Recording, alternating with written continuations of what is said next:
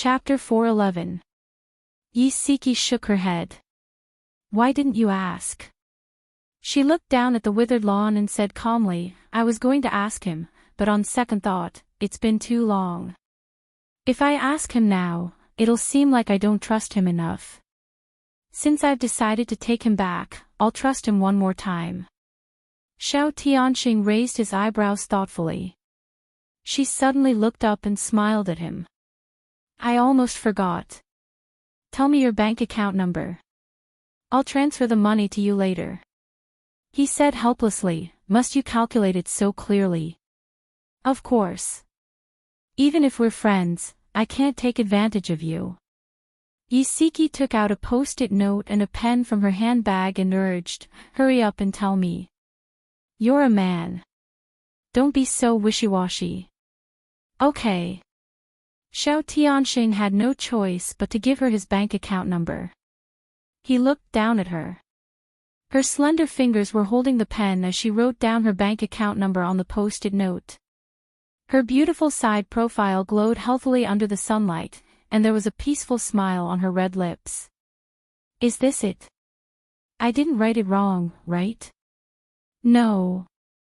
The corners of his lips turned up, and there was a hint of a smile in his dark eyes. Yi Siki put the post-it note and pen back into her handbag. Suddenly, a hand reached out to her cheek and brushed a strand of hair behind her ear. She looked up in surprise and met his obsidian-like eyes. He chuckled. Don't move. Your husband is here. She stiffly maintained the position of looking at him. She pursed her lips and said in a low voice, Okay, don't go overboard. Don't worry. I know what I'm doing. His voice was also very low, and there was a gentle smile on his face. From afar, they looked like a couple looking at each other affectionately. Lin Shihao was wearing a brown coat and bathed in the sunlight. He stood less than 10 meters away from them. His gentle and handsome face was covered with dark clouds, and his tall and straight body was shrouded in a low pressure. His eyes were heavy as he looked at the man and woman who were talking and laughing in low voices. His heart was filled with an indescribable anger and jealousy. In his memory, ever since the two of them confirmed their relationship, Siki had never been so intimate with another man. He had always been sure that Siki loved him deeply and was sure that she would be his wife for life. He had never considered the possibility that she might fall in love with another man. For the first time, he felt a sense of crisis in his heart. Xiao Tianxing seemed to be focusing all his attention on Yi Siki, but in fact, he had been paying attention to Lin Shihao's movements from the corner of his eye. When he realized that Lin Shihao had been standing not far away, the smile on his lips widened. He said in a low voice, It's about time. Pretend that you just found him. Although Yi Siki already knew that her husband was watching them, she was so nervous that she did not dare to peek at him. Her back was so stiff that it was sweating. After hearing Xiao Tianxing's instructions, she pretended to look up inadvertently. Then she quickly stood up and smiled brightly. Hubby, you're here. Lin Shihao's eyes moved slightly. His lips slowly curved into a faint smile as he walked in the direction where they were sitting. Who is this? He looked at Xiao Tianxing, who was still sitting on the bench. His dark jade-like eyes were slightly cold. Yi Siki hurriedly introduced them. Tianxing, this is my husband, Lin Shihao. Hubby, this is my new friend, Xiao Tianxing. Tianxing. What an affectionate way of addressing him. Lin Shihao's smile widened, but there was no warmth in his smile. He said indifferently, Nice to meet you, Mr. Xiao. Xiao Tianxing stood up and smiled. Nice to meet you, Dr. Lin. Next time you and Siki come to my bar, I'll give you a free bill. Yi Siki smiled and explained, Tianxing is the boss behind Charm Bar. Hubby, when can we go and have some fun together? Lin Shihao was still bothered by how Xiao Tianxing addressed Siki intimately. The fire of jealousy in his heart burned brighter and brighter. However, when Siki suddenly mentioned Charm Bar, Lin Shihao's eyes suddenly narrowed.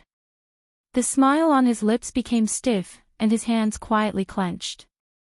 Bai Meiwei invited him to Charm Bar every time. Could it be that Xiao Tianxing had already discovered his secret? No, it was impossible.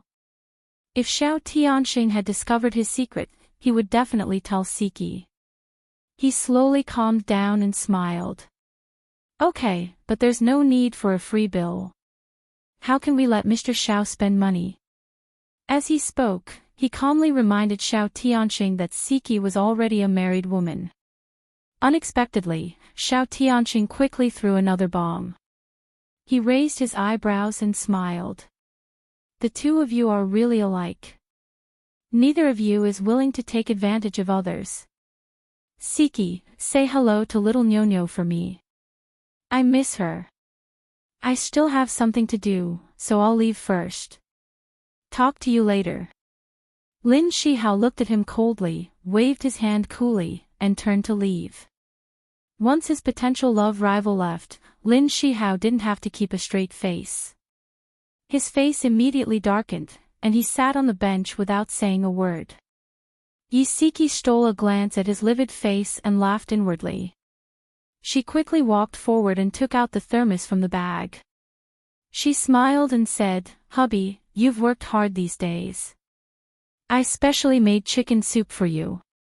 Lin Shihao snorted coldly. "I thought you didn't remember that I was your husband."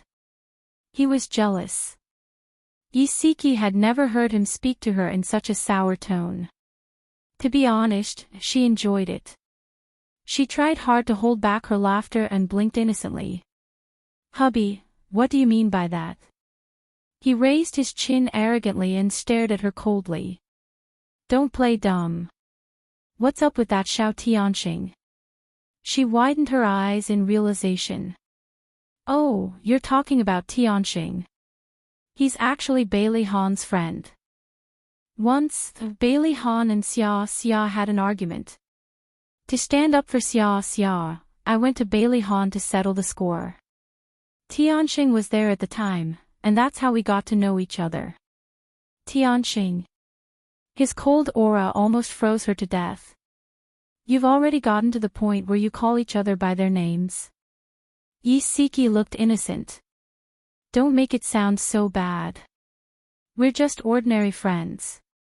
Lin Shihao snorted coldly. His jealous face was exposed. "I don't think he simply sees you as an ordinary friend. How did he get to know Nyonyo? Why didn't she realize that he was so cute when he was jealous?" Siki tried hard to hold back her laughter and pretended to be trying her best to explain. "Weren't you on vacation in Sanya 2 days ago? You were called back by the director in advance. I took Nyonyo to swim and bumped into him at the swimming pool. He's a very nice person and took the initiative to teach Nyonyo how to swim. Speaking of which, it's a coincidence that he went to Sanya to visit a friend and stayed in the same hotel as us. What about just now?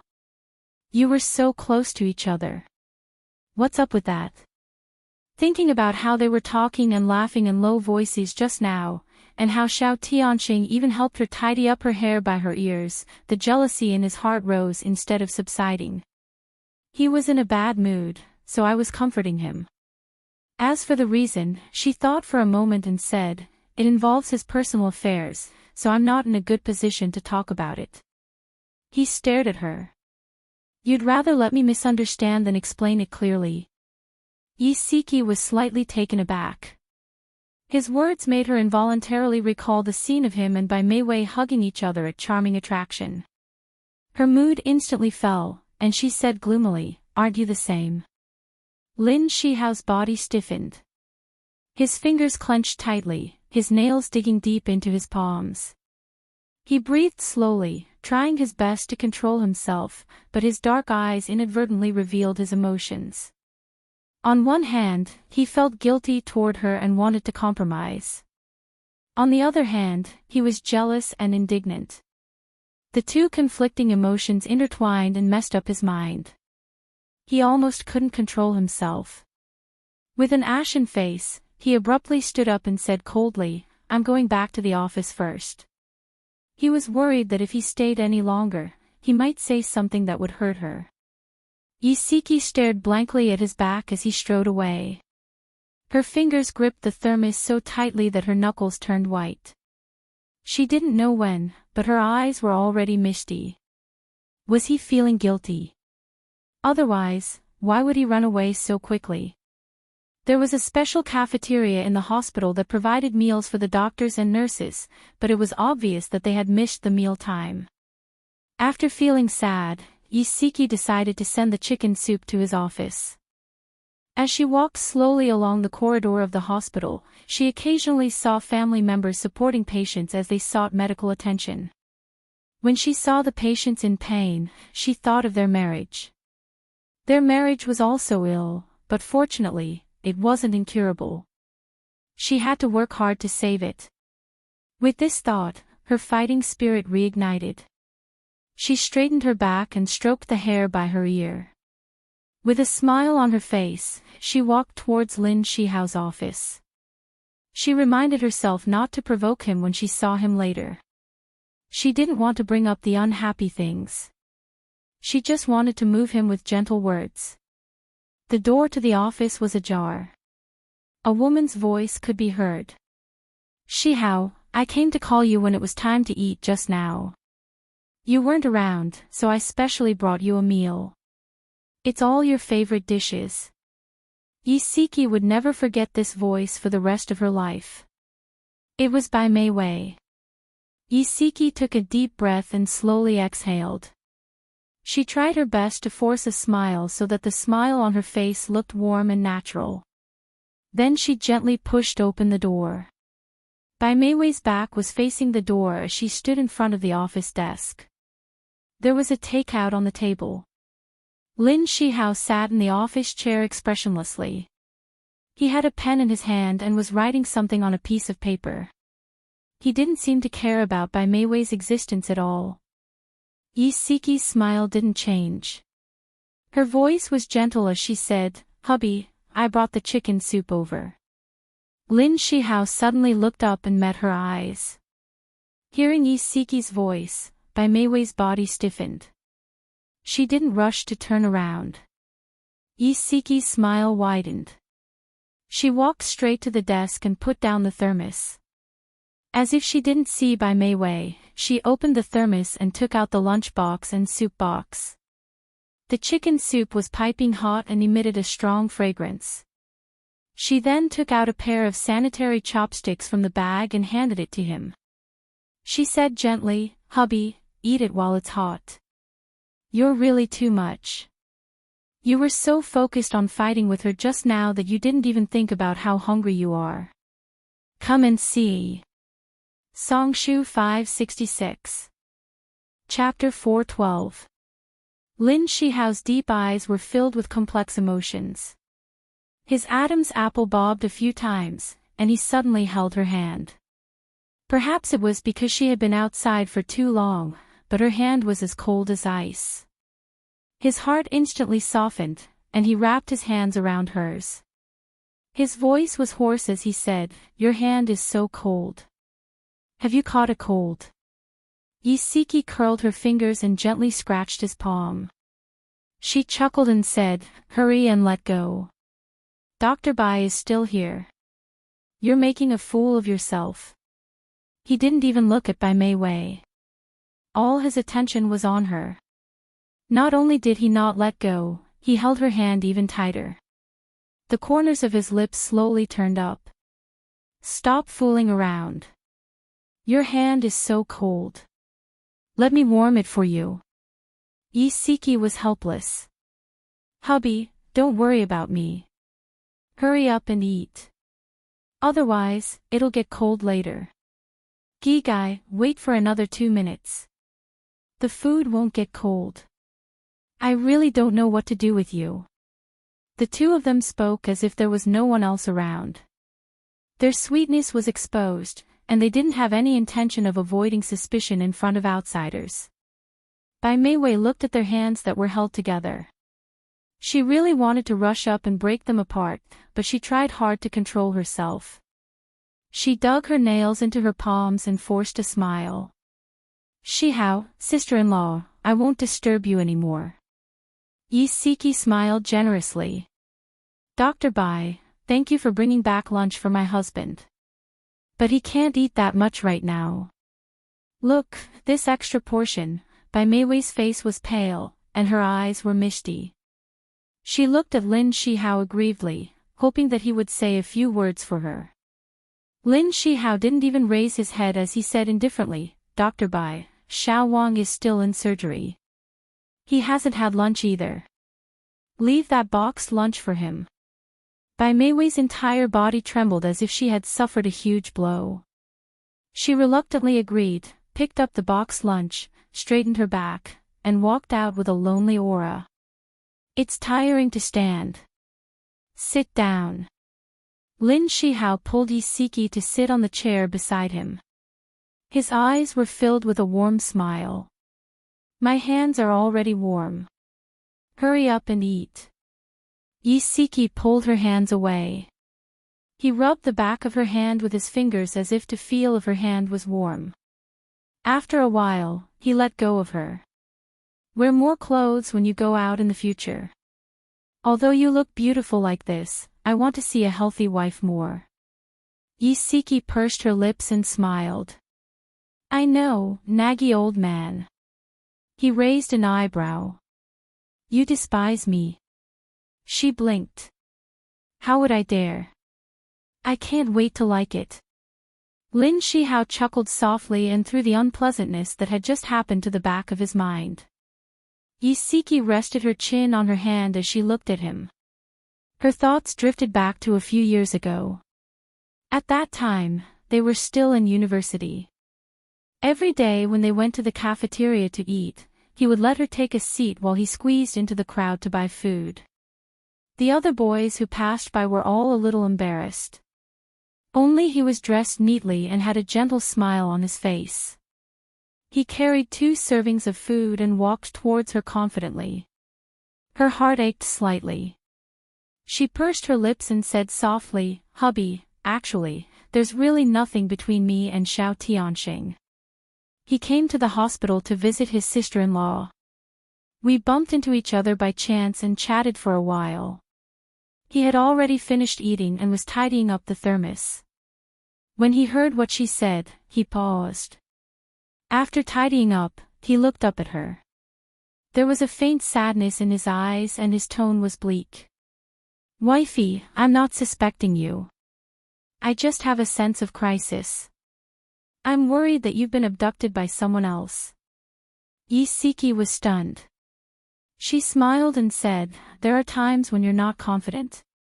He walked to her side and hugged her from above.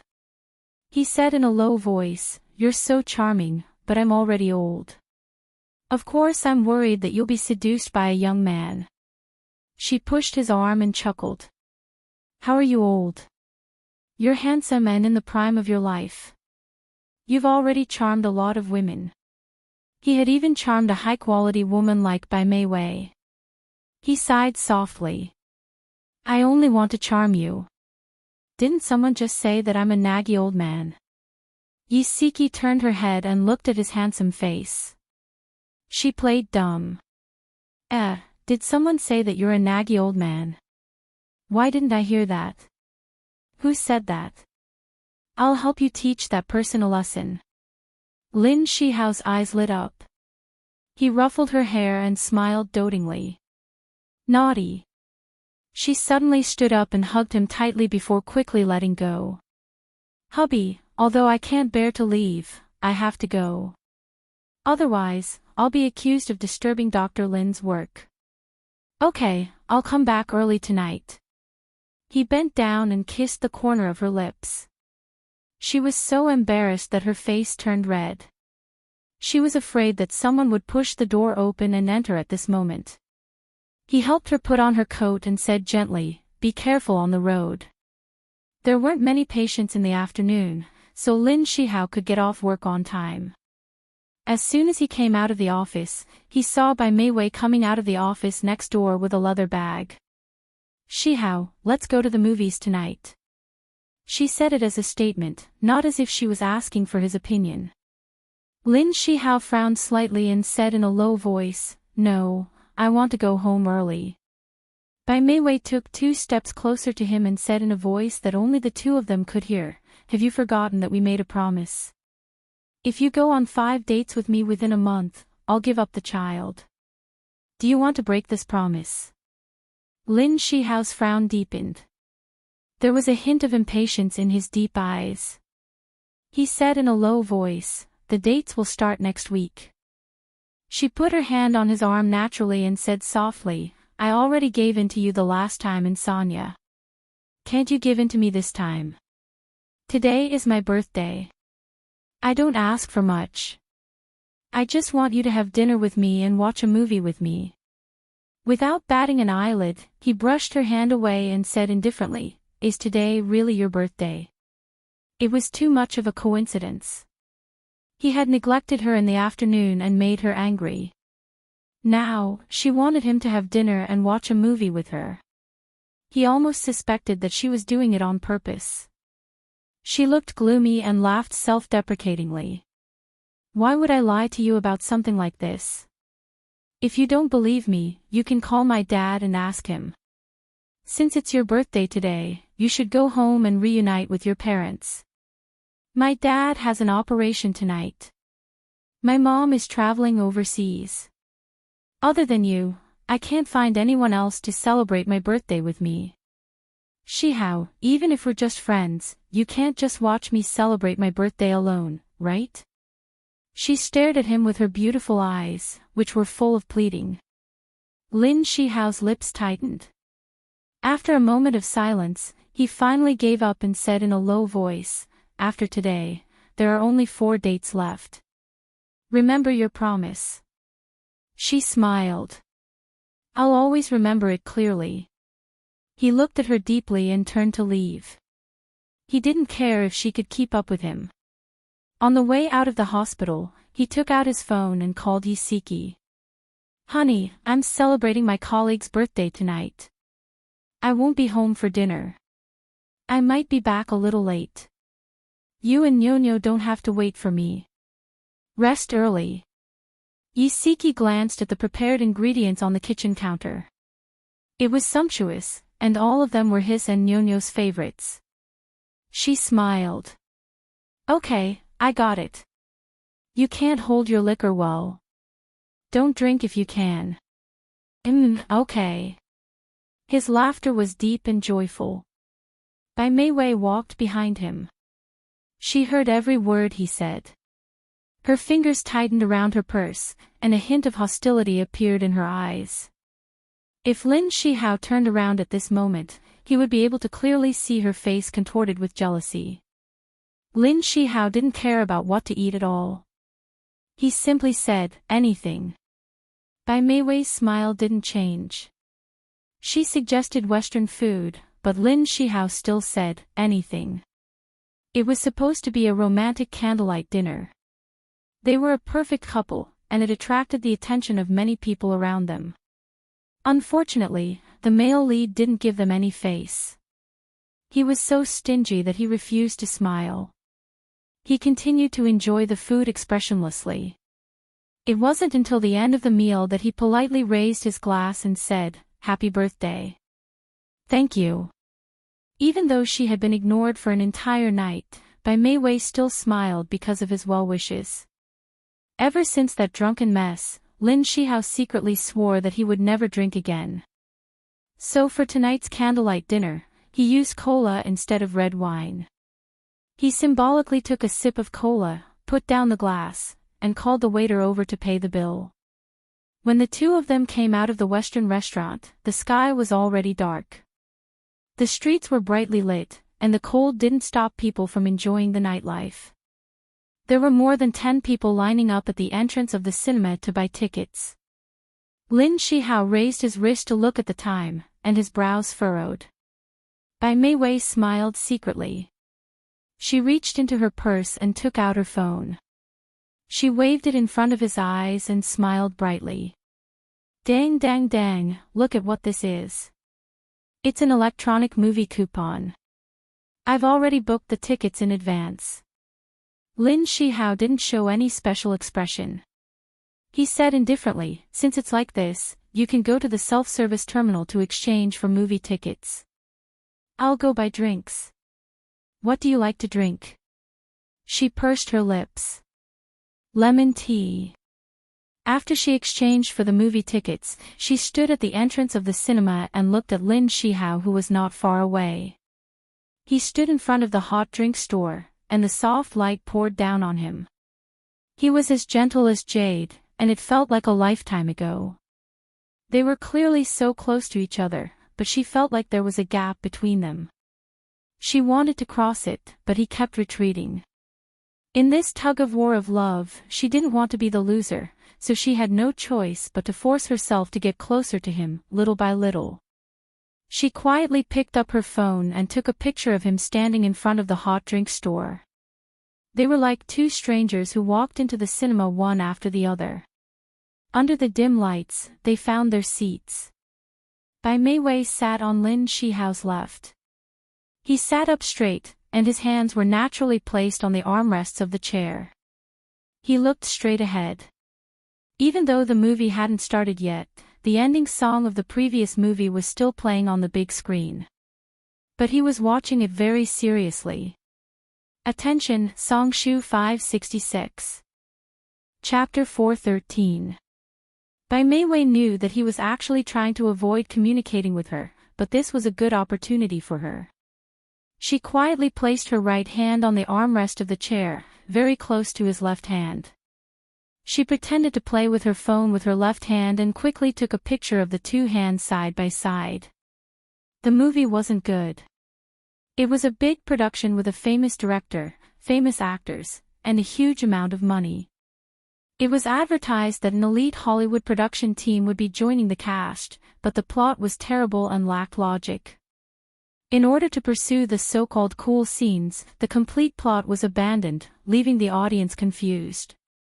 Many people around them cursed the movie in low voices, and some even got up to leave. However, Lin Shihao watched it very seriously. If the plot wasn't good, he would admire the scenes. If the scenes were too fake, he would admire the actors acting.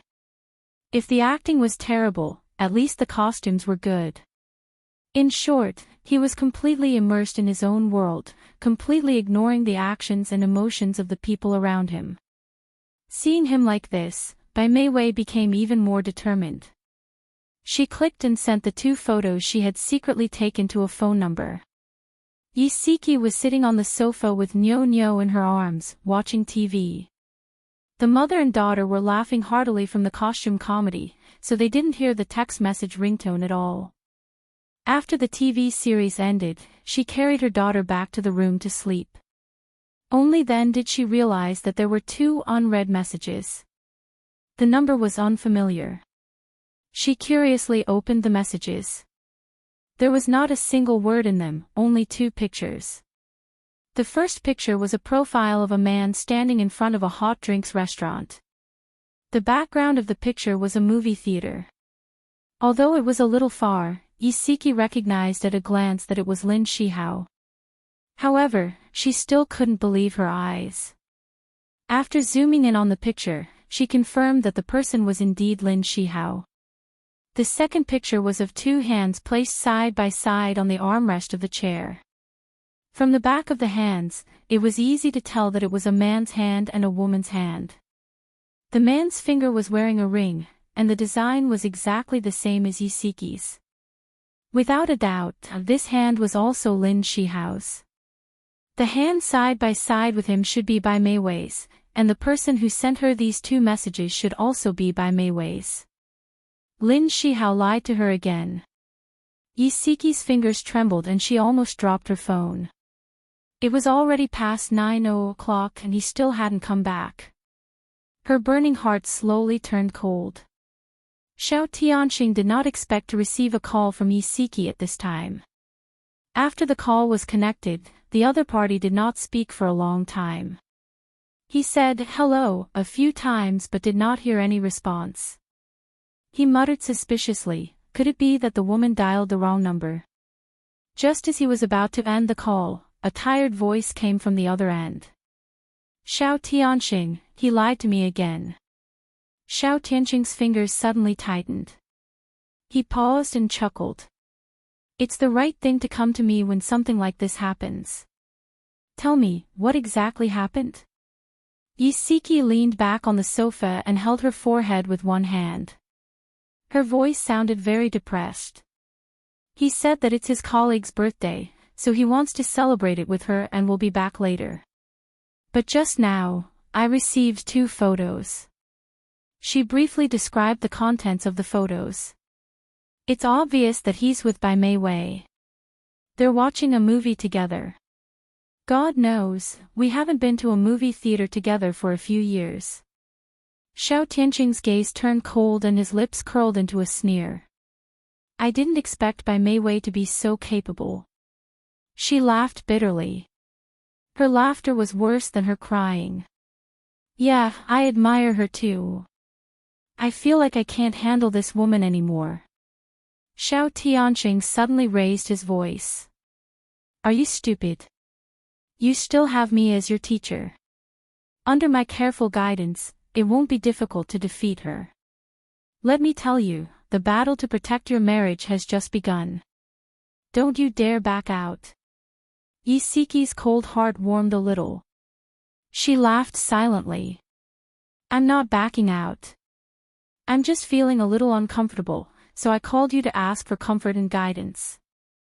Xiao Tianxing said with satisfaction, that's good. Yi Siki, don't be blinded by anger and sadness. Don't lose yourself because of this.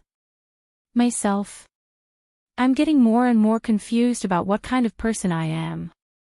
Then do you want to know what kind of person you are in my eyes? Go ahead. Chivalrous, passionate, straightforward. My greatest strength is that I love my husband wholeheartedly.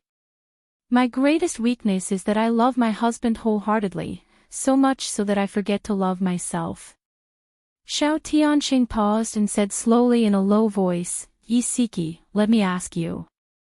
Before you married Lin Shihao, did you have any dreams? Yi Siki froze. Dreams.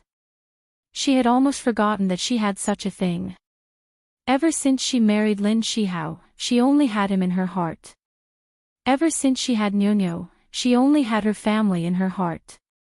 She had long given up on her dreams and was content to be a housewife. Her fingers gripped the armrest of the sofa tightly. Her voice was trembling. Yes, what are your dreams? His voice was low, like a muffled thunder that was thrown into the lake in her heart. Although it didn't explode, it stirred up a wave of panic. It was the panic of something that had been forgotten quietly revealed. She pressed her chest and said slowly, my husband and I studied at a medical university.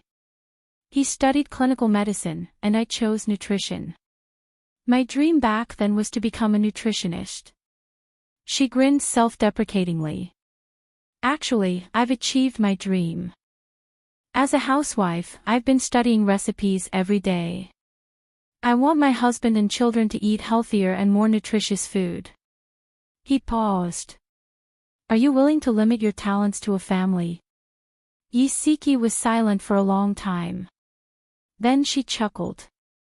Xiao Tianxing, do you always hit the nail on the head like this? I don't mean to criticize you.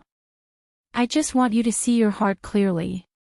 Many women are willing to give up their careers and hobbies for their families. They don't care if this kind of giving up will cause them pain or regret. Even if they don't get the corresponding return from their families after giving up, they still give up as usual. It's not because they're stupid, but because they still love. To such women, I only want to say one thing. Marry me. Yi Siki burst out laughing. If you don't add that last sentence, you can really become a counselor. Xiao Tianxing laughed. What? Can I fool you? I was a top student with double degrees at Harvard University. One of my degrees was in psychology. She sighed sincerely. I'm impressed. I didn't expect you to be so amazing when you don't show your true colors. He shrugged and said arrogantly, "So, you've gotten a great bargain. Where else can you find a talented, good-looking, and free marriage counselor like me?" "Yes, yes, yes. I'm really grateful to you, Mr. Xiao." After teasing him, her mood was much better. Xiao Tianqing smiled.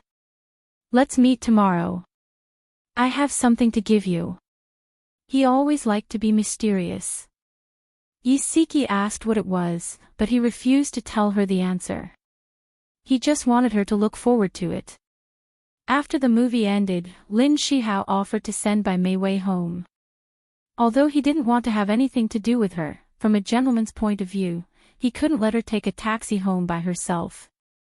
After all, it was late at night, and it wasn't safe for her to take a taxi by herself. Bai Meiwei mistook his sense of moral responsibility for his concern for her.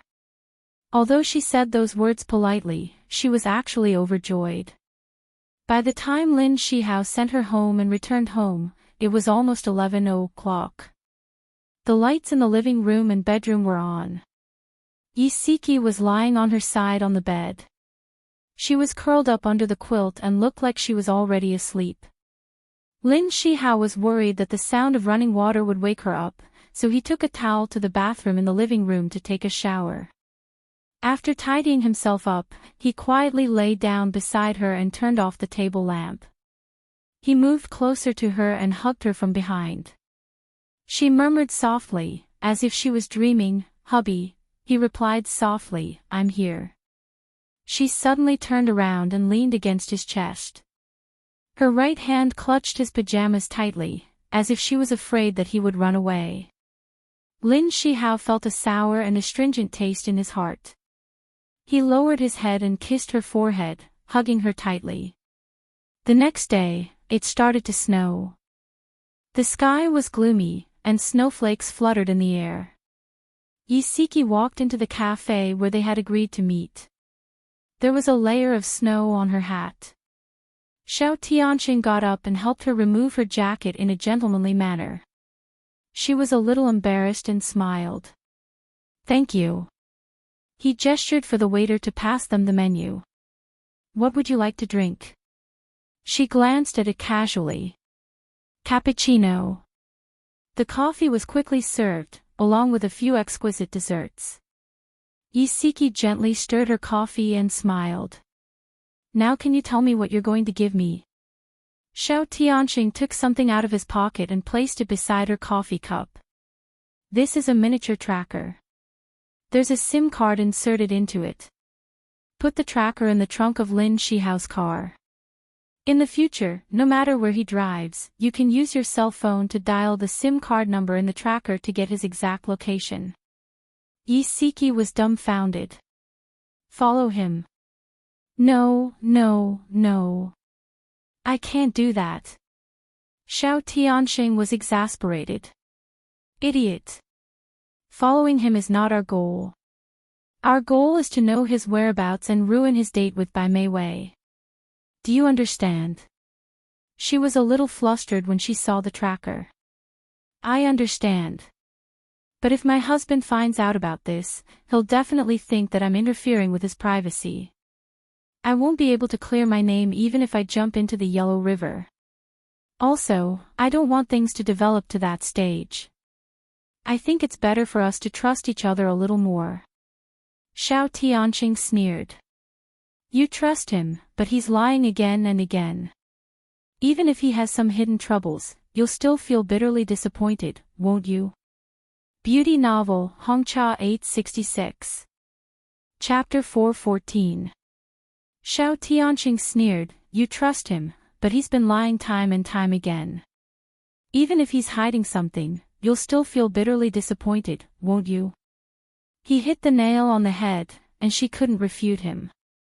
Her face turned slightly pale, and her fingers tightened around the coffee cup. He stared into her eyes and said seriously, "You've seen it for yourself. Bai Meiwei isn't an easy woman to deal with. Even if your husband doesn't have any feelings for her now, can you guarantee that he'll be able to withstand her repeated attempts to seduce him?" I want you to know Lin Shihao's whereabouts, not to argue with him, but to destroy Bai Meiwei's schemes without leaving any traces. Your opponent isn't Lin Shihao, but Bai Meiwei. Do you understand? Yi Siki gripped the coffee cup tightly with both hands. Two little people arguing appeared in her mind. One of them told her to trust Lin Shihao and give him some personal space, while the other helped Xiao Tianqing persuade her to think positively. After struggling with herself for a while, she finally gave in. She gritted her teeth with a pale face and said, "Okay, I'll listen to you." Xiao Tianqing grinned and leaned back. "Very good. Here's my plan. If you think his actions are suspicious in the future, contact me immediately, and we'll show up at the place where he and Bai Meiwei are meeting." Yi Siki thought about it and nodded slowly. Xiao Tianqing elegantly took a sip of coffee. "Did you pass the exam to become a nutritionist?" Although she didn't understand why he brought this up, she still answered truthfully, "I only worked for a year before going home to take care of my husband and children. I didn't have time to pass the exam to become a nutritionist." "Why are you asking this?" Xiao Tianqing tapped his slender fingers on the table. "Have you ever thought about going out to work and fulfilling your dreams?" Yi Siki was stunned.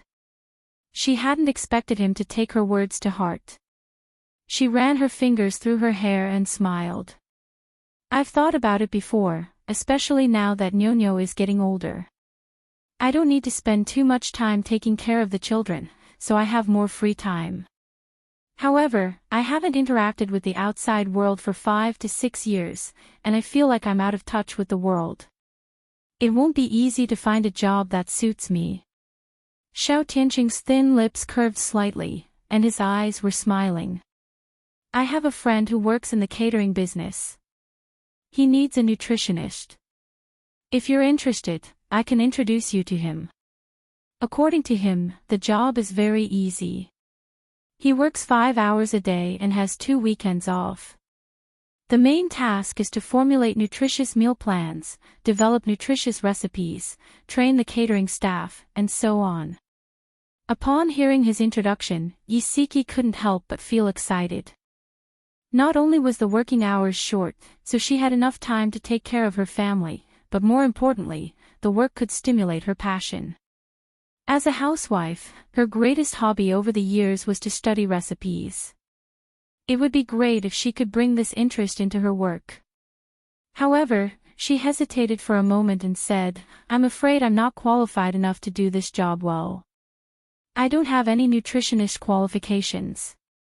If you're willing, you can start as an assistant nutritionist." The current senior nutritionist is in his 50s and is about to retire. He's considering passing on his skills and experience to a newcomer. If you can gain his favor and learn from him, you'll be able to inherit his mantle in the future. Xiao Tianqing spoke with assurance. He seemed to be very familiar with his friend's hotel. Yi Siki's blood was boiling because of his words. To be able to learn from the experience of the older generation, this kind of opportunity was really hard to come by. She said excitedly, "I'm willing. Please, I really want to work in your friend's company." Xiao Tianqing's eyes curved as he teased, "Aren't you going to ask which company it is? Aren't you going to ask about the salary and benefits? Aren't you afraid that I'll sell you?" She smiled confidently. "You won't." He raised his eyebrows. "Why?" The smile on her face widened. "Because you're a good person." He smiled and shook his head. "You really trust people easily. That's because you're trustworthy." After interacting with him a few times, she was sure that he wasn't a bad person. Even if his tongue was a little harsh, he was still a good man with a kind heart. Xiao Tianqing's eyes were full of smiles. He took out a business card and handed it to her. "This is my friend's business card. When you're ready, take it and report to the hotel's HR department." Century Splendid was the best hotel in City A. The group also owned Century Splendid restaurant and department stores. When Yusiki's gaze moved down and saw the CEO's name, she was so shocked that her eyeballs almost fell out. She looked at the business card dumbfoundedly, then looked up at the smiling man in front of her. I am not seeing things, right? You're the CEO of Century Splendid. Xiao Tianqing shrugged elegantly. Congratulations, your eyesight is not bad. The corner of her mouth twitched. Then why did you lie to me and say that I'm your friend? He combed the loose hair in front of his forehead and pretended to be sad. Sigh, to me, I'm my own friend. There's nothing wrong with saying that. She gritted her teeth.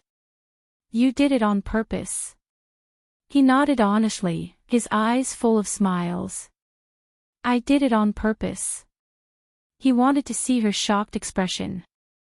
Just as he expected, it was wonderful. Yusiki's face darkened and she harumphed. Xiao Tianqing raised his eyebrows and smiled in a way that was asking for a beating. Yusiki, you didn't expect me to be so amazing, did you? You should express a little respect for me. She rolled her eyes at him in annoyance. Yeah, I really didn't expect a rich playboy like you to be so amazing. Not only are you the boss of a bar, but you're also the boss of a 5-star hotel. He admired her angry look and raised his eyebrows with a smile. If you think of it this way, I'm very pitiful.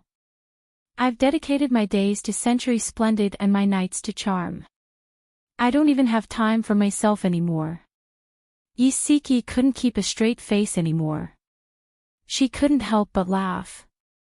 Alright, now that you've said it, it seems quite reasonable.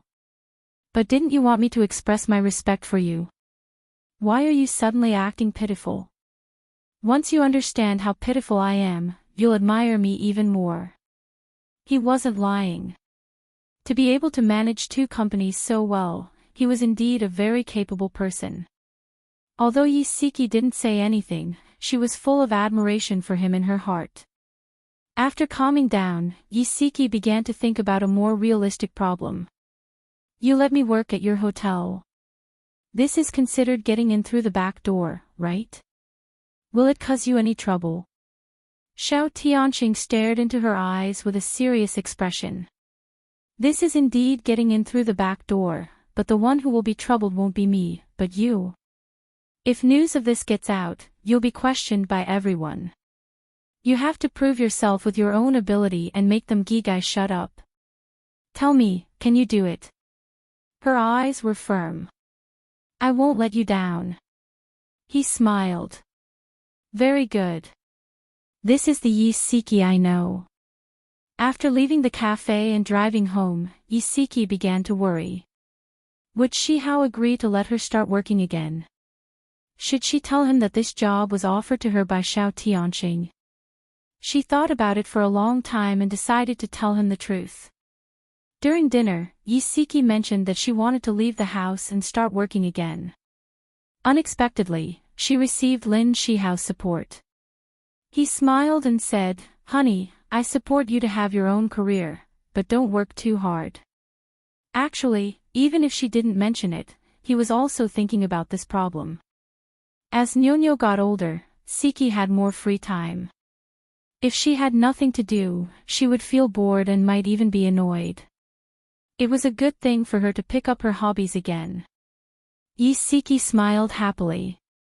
Thank you, hubby. Nyonyo, do you support mommy going out to work? Nyonyo blinked her big black eyes and said obediently, I support it too. As long as mommy is happy. Yusiki was very touched. She hugged her and kissed her hard on the cheek. When they went to bed that night, Yusiki leaned in Lin Shihao's arms. She raised her head and said carefully, Hubby, actually I've already found a job. I'm working as an assistant nutritionist at Century Splendid Embroidery. That's good. But when did you hide the interview from me? He ruffled her hair. Actually, I haven't interviewed yet. Yusiki bit her lip and mustered up her courage to say, it was Xiao Tianqing who introduced me to this hotel.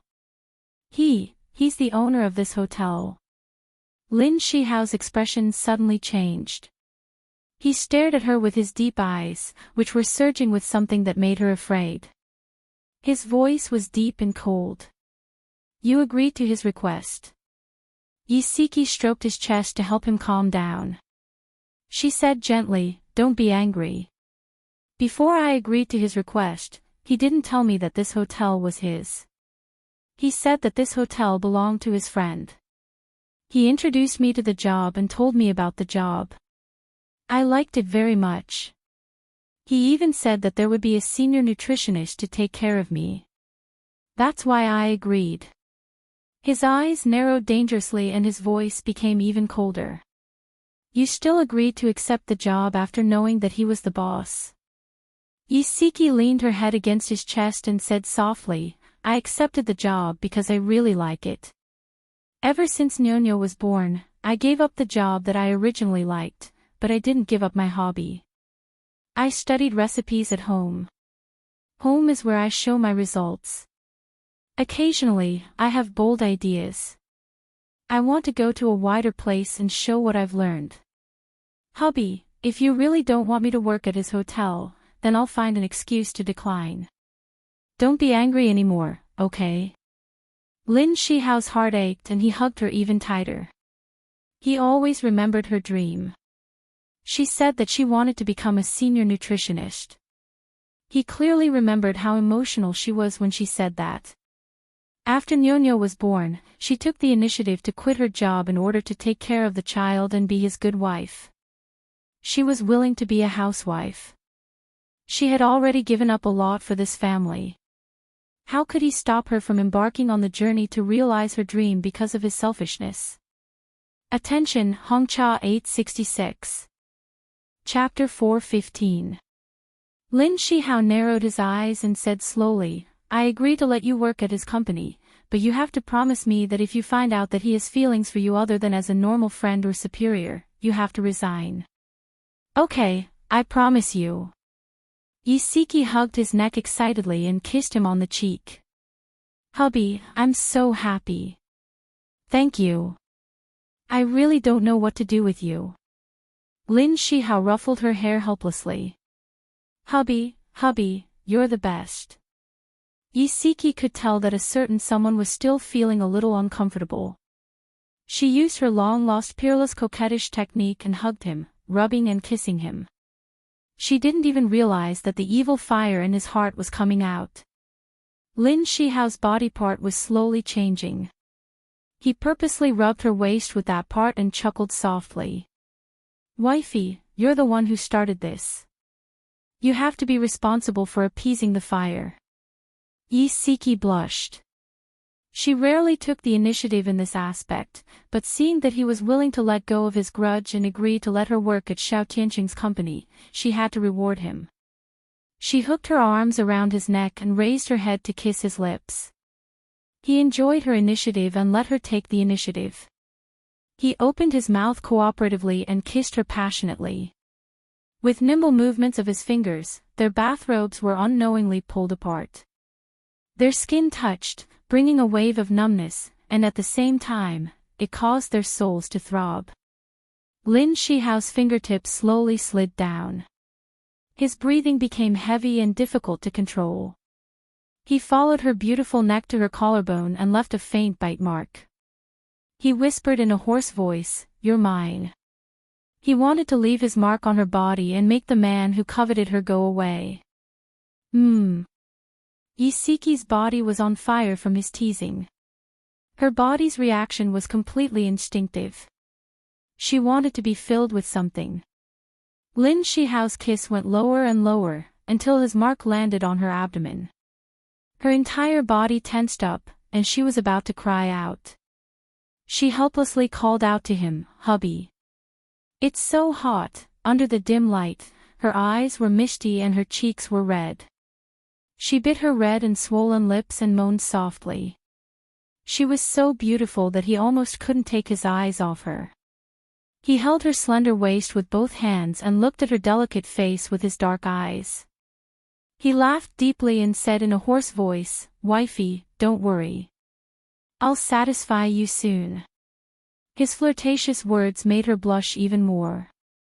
Biting her lips tightly, he followed her silent invitation and slowly lowered his waist into her. After that, she begged for mercy countless times. Even when she was completely exhausted, he still set off fierce waves of heat on her body. After a long time, he carried her into the bathroom and cleaned her up. He held her in his arms and watched her fall into a deep sleep. She murmured in her sleep, "Hubby, don't do it anymore. I'm so tired." He kissed her forehead gently. "Wifey, I love you." When Yisiki woke up the next day, it was already past 8 o'clock. She sat up in bed in shock and touched the blanket beside her. It was already cold. There was a post-it note on the bedside table. "Wifey, breakfast is in the kitchen. If it's cold, heat it up in the microwave. I'll send Nyo-Nyo to school today. Rest well at home. Love your husband." She held the note tightly and her heart was filled with warmth. She set the alarm every day because she was worried that she would oversleep. She didn't expect that she would oversleep. She didn't know that Lin Shihao had deliberately turned off the alarm so that she could have a good sleep. Breakfast was her favorite omelette and Nyo-Nyo's favorite sandwich. After heating it in the microwave for a while, the kitchen immediately emitted a strong aroma. Although the room was empty, it was filled with his love for her. She thought that it would be great if they could continue like this. But reality was always cruel. She didn't even dare to look at it directly. 2 days later, Yisiki officially reported to Century Brocade. She put on a suit that she hadn't worn in a long time and stood awkwardly in front of Lin Shihao. "Hubby, do I look a little strange?" Lin Shihao smiled and comforted her. "How is it strange?" "I think it's very good. Wifey, don't be nervous. Do the job you like. You can definitely do it." Nyo-Nyo also encouraged her. "Mommy, you can do it. You're the best." She smiled brightly. "Okay, Mommy will definitely not let you and Daddy down." The father and daughter cheered her on together, and her uneasy mood calmed down a lot. The family of 3 went out together. Because it was on the way, Yisiki sent Nyo-Nyo to school. Before the little fellow got out of the car, she hugged her and kissed her on the cheek. She said sweetly, "Mommy, you're the best. You'll definitely succeed. My Nyo-Nyo is so considerate. Mommy is so touched." Yisiki smiled and hugged her. "Nyo-Nyo, be a good gigai at school. Mommy will pick you up tonight." "Okay, bye, Mommy." The little fellow jumped out of the car and waved at her with a smile. "Bye." Yisiki watched her daughter run into the school gate before driving away. Xiao Tianxing had already informed the HR department, so when Yisiki took his business card and reported to the manager of the HR department, she didn't encounter any obstacles. The manager was very polite to her and personally helped her with the entry procedures. Then, he took her upstairs to see Xiao Tianxing. Xiao Tianxing's office was on the top floor of Century Brocade. Yisiki followed the manager of the HR department to take the staff elevator to the top floor. After the secretary informed them on the internal line, she invited them in. Instead of calling it an office, it was more like a presidential suite. It was even more luxurious than a presidential suite. The huge room was at least 200 square meters. Not only did it have an office area, a leisure area, and a sports area. The owner of the office, Xiao Tianxing, was wearing a bathrobe and walking out of the bathroom. He was wiping his wet hair with a towel in his hand. Chen Yu, the manager of the HR department, seemed to be used to his disheveled appearance. Her face didn't turn red and her heart didn't beat fast. Her tone was very calm. "President, Miss Ye's entry procedures have been completed." Even though he was wearing a bathrobe, his words and actions were incomparably elegant. He faintly said, "Manager Chin, if there's nothing else, you can go back to work." "Okay." Chen Yu nodded politely. After leaving the office, she closed the door behind her. Only the two of them were left in the office. Yisiki felt an invisible pressure. She looked down and stood straight, reminding herself to ignore the fact that he was wearing a bathrobe. Why are you still standing? Xiao Tianqing smiled and glanced at Yisiki. Take a seat first. I'll go change. Yisiki secretly sighed in relief and took the opportunity to sit on a fabric sofa. A few minutes later, Xiao Tianqing walked out elegantly in white trousers and a light-colored V-neck woolen sweater. His simple style perfectly outlined his handsomeness and straightforwardness. He walked to the leisure area and poured 2 cups of fragrant handmade coffee. He handed 1 cup to Yisiki and kept the other for himself. He leaned comfortably on the sofa and crossed his legs. There was a playful smile on his handsome face. Your husband actually let you come to work for me. Yisiki held the warm coffee cup with both hands. She raised her eyebrows and smiled. Don't underestimate my husband. He's very open-minded. Xiao Tianqing sneered. I could tell when we were at the hospital that he was very possessive. I'm afraid he only agreed to let you work at my company because of the guilt in his heart. Yisiki pursed her lips and smiled. Actually, she knew that Lin Shihao felt guilty about her giving up her job to take care of her husband and children. However, she didn't want him to feel that way. She didn't want to create a sense of imbalance between them because of this. Xiao Tianqing took a sip of coffee, put the coffee cup on the coffee table, and tapped the back of the sofa with his fingers. Later, the personnel department will introduce you to your position. Uncle Yu will be your direct superior. He's the top senior nutritionist in the country. His personality is a bit strange, and he's very strict with his subordinates. You have to be mentally prepared. If he doesn't approve of you, even I can't persuade him.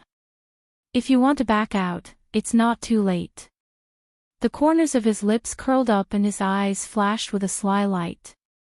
I still lack an assistant. Yisiki's heart trembled slightly.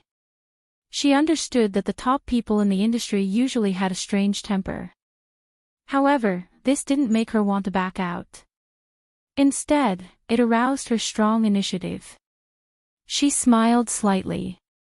There's no need for an assistant. I think I'm more suitable for the position of an assistant nutritionist. Good. Xiao Tianqing clapped his hands, his eyes full of praise. Yisiki, welcome to Century Brocade. Thank you. Yisiki said thank you very sincerely. She was very grateful for everything he had done. Uncle Yu's full name was Yu Zhenlin. He was already 58 years old this year. Among the employees, he was the oldest, so everyone respectfully called him Uncle Yu. His hair was half white, his face was square, he didn't smile, and he was very strict. When they first came into contact with him, they felt that he was very difficult to get along with. After a long time, they realized that he was actually very kind. In his eyes, there was no concept of superiors and subordinates. There was only right and wrong. Therefore, even if Xiao Tianqing made an unreasonable decision, he would still raise his doubts. He was such an old man who made people respect him. Powerful novel, Hongcha 866. Chapter 416. When Qin Yu brought Yisiki to the kitchen to report in, Uncle Yu was instructing the kitchen handyman, Xiao Wang, on how to prepare the fish. After hearing Qin Yu's introduction, he looked up at Yisiki. Yisiki bowed unhurriedly. Uncle Yu, I am the new assistant nutritionist, Yisiki. Please take good care of me. Uncle Yu sized her up. He reached out and pressed down on Xiao Wang's kitchen knife. He said calmly, "You handle this carp." This sentence was directed at Yisiki. Yisiki smiled graciously. Okay. She had done plenty of fish handling. Although it looked simple, there was a lot of skill involved. Uncle Yu must be using this opportunity to test her. Yisiki rolled up her sleeves, put on gloves, and took the kitchen knife from Xiao Wang. The fish had been knocked unconscious by Xiao Wang and was lying motionless on the chopping board. She skillfully removed the scales and gills. Then she used the knife to make a horizontal cut about an inch from the back of the gills to the back of the fish's gills. She then used the knife to make a horizontal cut about an inch from the back of the fish's gills to the back of the fish's gills. She used her fingers to pull out the fish's tendons. Then she used the same method to pull out the tendons on the other side. After she pulled out the tendons, she cut open the fish's stomach and dug out the internal organs. Then she cleaned the fish's stomach and body. After she was done neatly, she placed the cleaned carp back on the chopping board and smiled. "Uncle Yu, I'm done." Uncle Yu stared at her for a few seconds with his deep eyes. He then glanced at the clean carp and said calmly, "Why did you pull out the tendons?" Yisiki smiled. "After you handle it like this, the fish won't smell fishy after it's cooked." Uncle Yu looked at her expressionlessly. Then he turned to look at Xiao Wang, who was standing beside him. "Got it?" Xiao Wang nodded repeatedly. "Got it. Come with me." Uncle Yu glanced at Yisiki. He did not wait for her to reply and walked straight ahead. Yisiki nodded politely at Qin Yu and quickly followed Uncle Yu. A faint smile appeared on Qin Yu's lips as she watched them leave one after another. Xiao Wang came up to her curiously and asked, "Sister Qin, does that newcomer Yisiki have some sort of background? Otherwise, why would Uncle Yu take her in?" Qin Yu raised her hand and knocked him on the head. "Just mind your own business. Don't ask anything you shouldn't ask." Little Wang scratched his head and smiled sheepishly. I understand." After Qin Yu returned to the office, the first thing she did was to call the internal line to report on Yisiki's situation. "President, Uncle Yu has begun to assess Miss Yi. From what I can see, he is quite satisfied with Miss Yi's performance." Xiao Tianqing chuckled. He was right about Yisiki. She was indeed a capable person. Although he wanted to help her, he did not care if she was not capable enough to do the job. Century Brocade's kitchen was very large and was divided into different operating areas.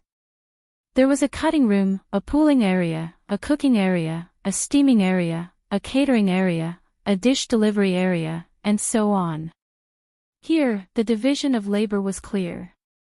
Everyone stuck to their job and did their best to do their job. After Uncle Yu showed Yisiki around the kitchen, he brought her to the cooking area. It was not dinner time yet, so everyone was preparing. The cooking area was relatively quiet. He looked at her and said, "Tell me, what does a nutritionist do?" Yisiki thought for a moment and said, "A qualified nutritionist is a combination of a nutritionist, a doctor, and a chef. Their main job is to study the relationship between the nutrients in food and the needs of the human body. In other words, they guide people on what to eat, how to eat, and how much to eat." After hearing her answer, Uncle Yu did not show any special expression. He said slowly, "I want you to make 2 dishes within an hour. One will nourish the lungs, and the other will help you lose weight and detoxify." "Okay, no problem," Yisiki agreed readily. She was not in a hurry to start. Instead, she thought for a moment. After deciding what to make, she prepared the ingredients in the vegetable and meat processing rooms. It only took her half an hour to make the 2 dishes. She brought them to the dining area for Uncle Yu to taste. Uncle Yu opened the first small bowl. It was bamboo shoot and white fungus soup. It had the effect of losing weight and detoxifying, and it looked pretty good. He tasted it with a spoon and did not say anything. He looked at the second pot.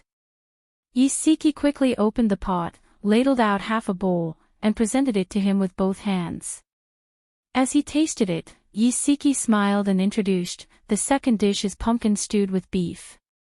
Not only can it prevent colds, but it also has the effect of moisturizing the lungs, relieving coughing and asthma, and moisturizing and nourishing the skin. Uncle Yu put down the bowl and looked up at the woman standing obediently beside him. He smiled for the first time that day.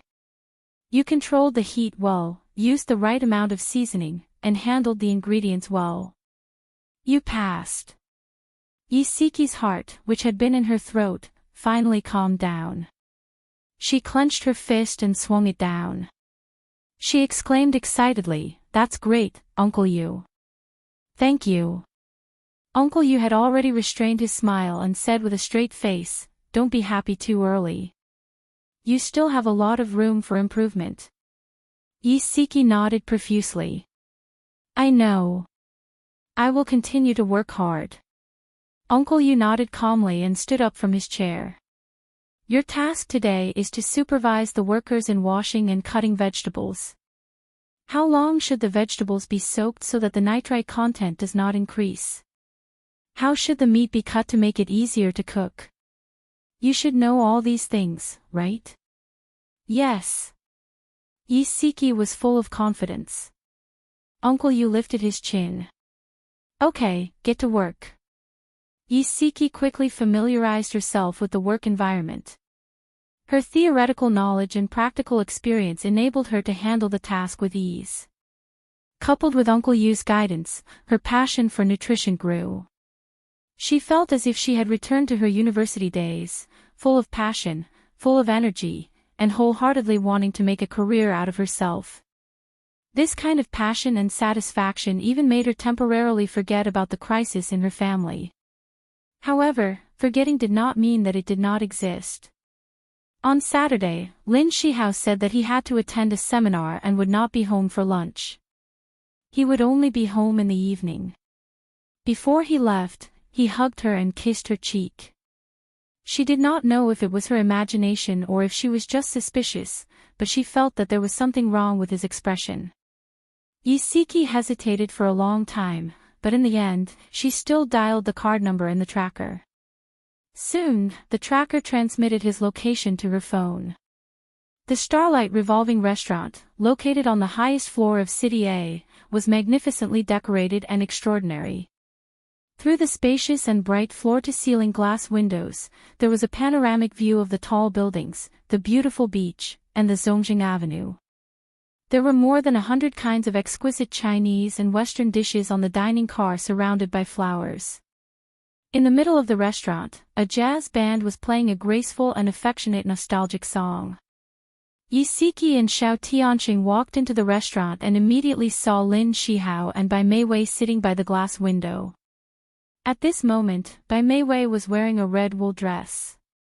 Her hair was tied up on top of her head, revealing her fair neck.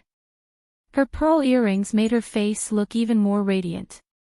She had a shy and happy smile on her face, and her red lips were moving slightly as if she was saying something. Lin Shihao's back was facing the entrance, so she could not see his expression clearly. However, just looking at Bai Meiwei's expression at this moment, Yiseki's heart was filled with jealousy. She wanted to immediately rush up and make a scene, but her rationality suppressed this thought in the end. Xiao Tianqing calmly held her hand and said in a low voice, "Don't be rash." She bit her lip and tried to pull her hand out of his grasp, but he held it even tighter. "Don't move. Be careful not to be discovered by them." He pulled her to a table far away from Lin Shihao and sat down. She said unhappily, "Why are we sitting here? I can barely see what they're doing." Xiao Tianqing calmly glared at her. "Are you stupid? If we're sitting so close to them, it'll be easy for them to realize that we're following them on purpose." Yiseki said dejectedly, "You're smart. Tell me, what should we do now?" Xiao Tianqing's gaze swept around and finally landed on the band in the middle of the restaurant. The corners of his lips curled up, and he raised his eyebrows proudly. "I have an idea." Yiseki was about to ask him what the idea was when she suddenly heard her phone ring. It was a text message. She opened it and saw that it was another photo sent by Bai Meiwei. In the photo, Lin Shihao was sitting alone at the table, his head tilted to the side as he admired the scenery outside the glass window. Xiao Tianqing leaned over to take a look. He rubbed his chin and analyzed. This could be a photo that Bai Meiwei secretly took when she used the excuse of going to the restroom. Look, the angle of the photo is that way. That's the direction that leads to the restroom. Yi Siki snorted angrily. Xiao Tianqing grinned. Don't be angry. Her motive for sending this photo was to make you angry. If you get angry, won't you be letting her off easy? That's true. I won't be angry. I won't be angry. Yi Siki tried to convince herself again and again. Lin Shihao and Bai Meiwei had already finished eating. He lifted his wrist and looked at his watch. There was a subtle hint of impatience between his brows as he said calmly, "Don't you still want to go shopping? Let's go." Bai Meiwei grabbed his arm and dragged him to sit down again. "Senior, we have one day. Don't be anxious. The scenery here is so beautiful. Let's sit here for a while longer." Lin Shihao frowned. "I have to go home before 5 o'clock. He still wanted to go home and have dinner with his wife and child. Bai Meiwei pouted. "This is our second date. Can't you accompany me for a while longer?"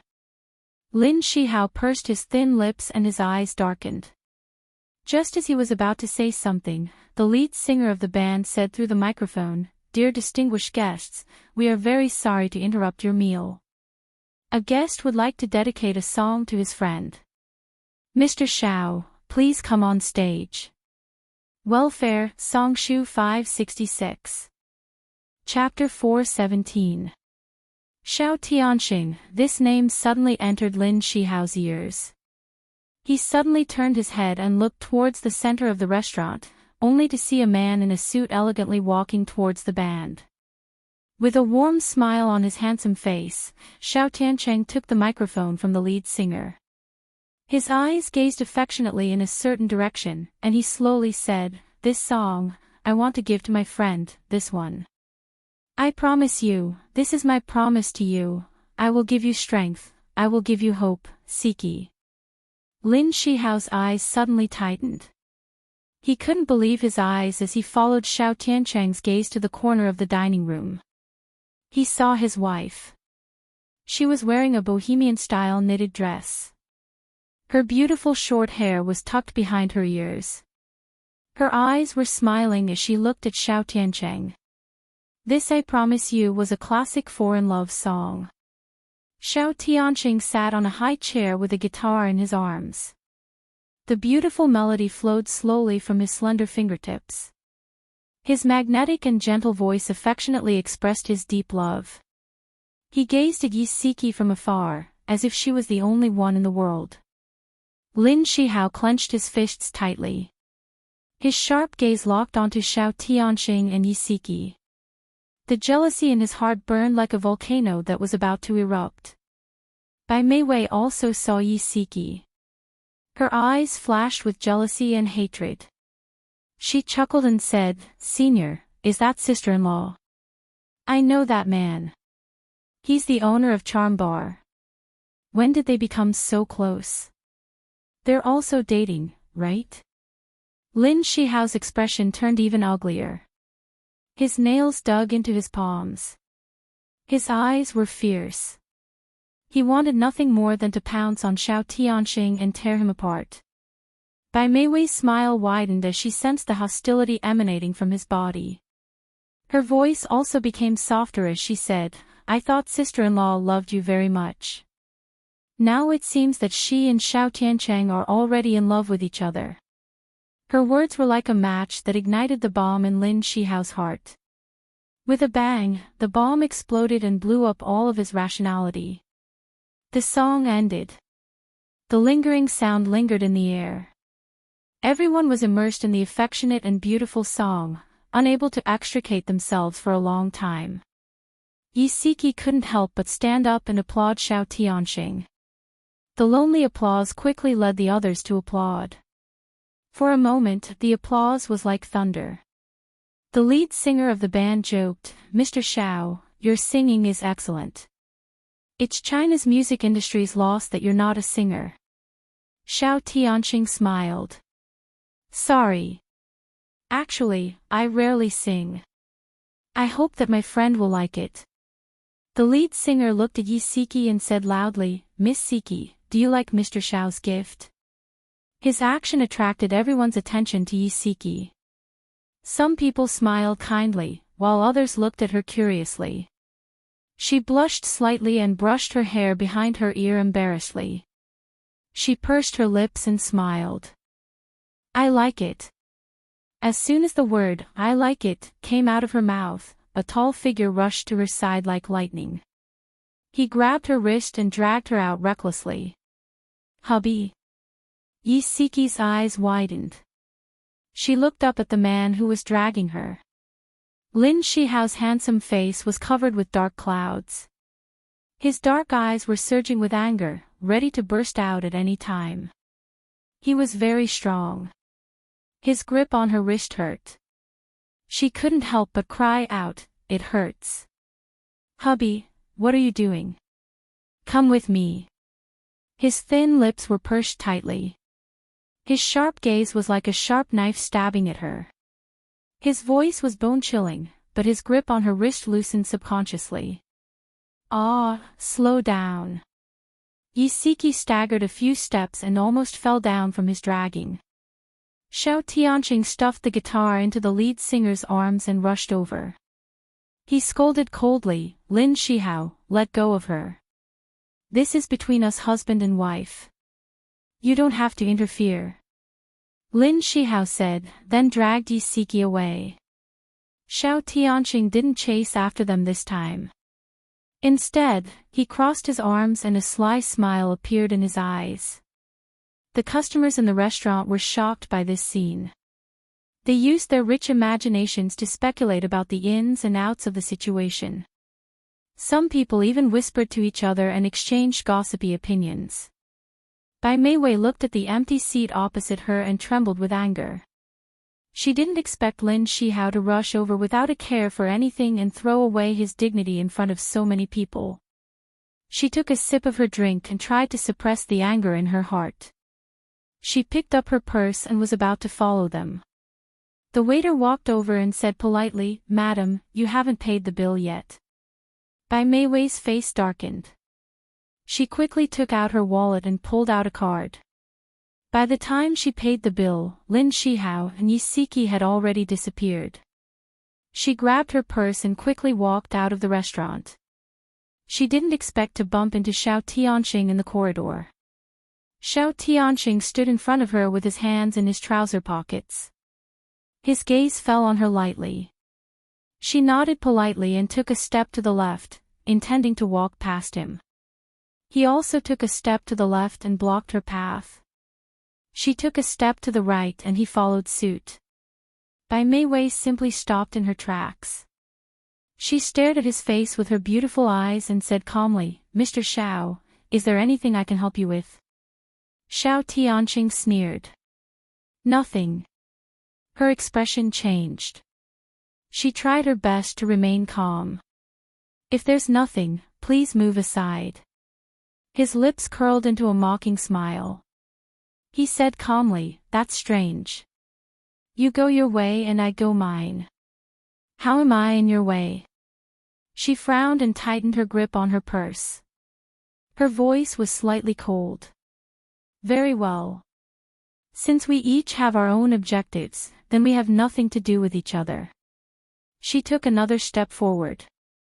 This time, he stood still and she easily brushed past him. However, when she took the elevator downstairs, Lin Shihao was nowhere to be seen.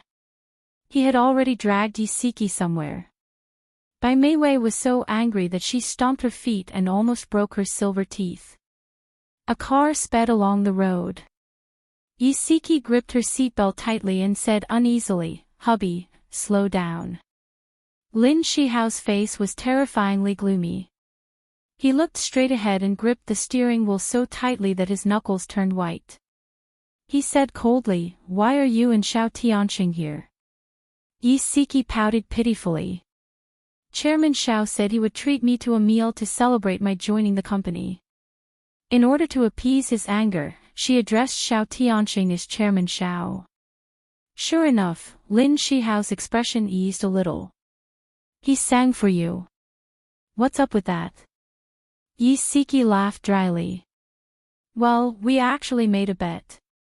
Whoever lost the bet had to go on stage and sing a song. He lost, so he had no choice but to accept his loss. Lin Shihao looked at her suspiciously. A bet? What kind of bet? Actually, it's related to my field of expertise. He ordered a soup with many ingredients in it. He said that if I could guess all the ingredients in it just by drinking a mouthful of the soup, I would win. If I couldn't, he would win. In the end, I won. Yi Siki's tone was light, as if she didn't understand what he was angry about. Is that really it? Lin Shihao looked at her suspiciously, still in disbelief. Of course it's that. Yi Siki sighed helplessly. There's really nothing between us. Why didn't you tell me in advance that he would treat you to a meal? Also, if it's just an employee-boss relationship, why would he treat you to a meal at such a high-end restaurant? Lin Shihao was like a seasoned detective who didn't give up on any clues. Yi Siki didn't know whether to laugh or cry. He decided to treat me to a meal at the last minute. I didn't have time to tell you before you left. She suddenly thought of something and stared at him with burning eyes. Her tone became serious. Hubby, weren't you at the conference? Why were you at the revolving restaurant? Lin Shihao's heart sank. D***, he had rushed in front of her in a fit of anger and had forgotten about it. At that moment, the tables had turned. Lin Shihao was originally in an advantageous position, but now he was suddenly in a disadvantageous position. He gripped the steering wheel tightly, and a chill ran down his spine. His thin lips moved, and he was about to blurt out the truth when a melodious ringtone sounded. He swallowed the words that were about to come out of his mouth. He pressed the answer button, and a gentle female voice came from the other end of the line. Shihao, come back tomorrow with Nyonyo. Mom hasn't seen you in a long time, and I miss you. Okay, got it. Lin Shihao chatted with his mother, Jiang Rulan, for a while before ending the call. There was silence in the car. The conversation just now was interrupted by a phone call, and the courage that Lin Shihao had worked so hard to muster was also worn away. He gritted his teeth and said slowly, the conference is over. I went to the restaurant to eat with a colleague. Yi Siki's eyes hid a hint of sadness, and she felt a little upset. If she hadn't seen him sitting with Bai Meiwei with her own eyes, she would have really believed his words. However, she had also lied to him, so how could she blame him for lying to her? Xiao Tianxing was right. Her enemy wasn't Lin Shihao but Bai Meiwei. At least, her plan with Xiao Tianxing had succeeded. They had ruined Bai Meiwei's date, and that woman must be hopping mad. Imagining her flustered and exasperated look, Yi Siki's mood improved a little.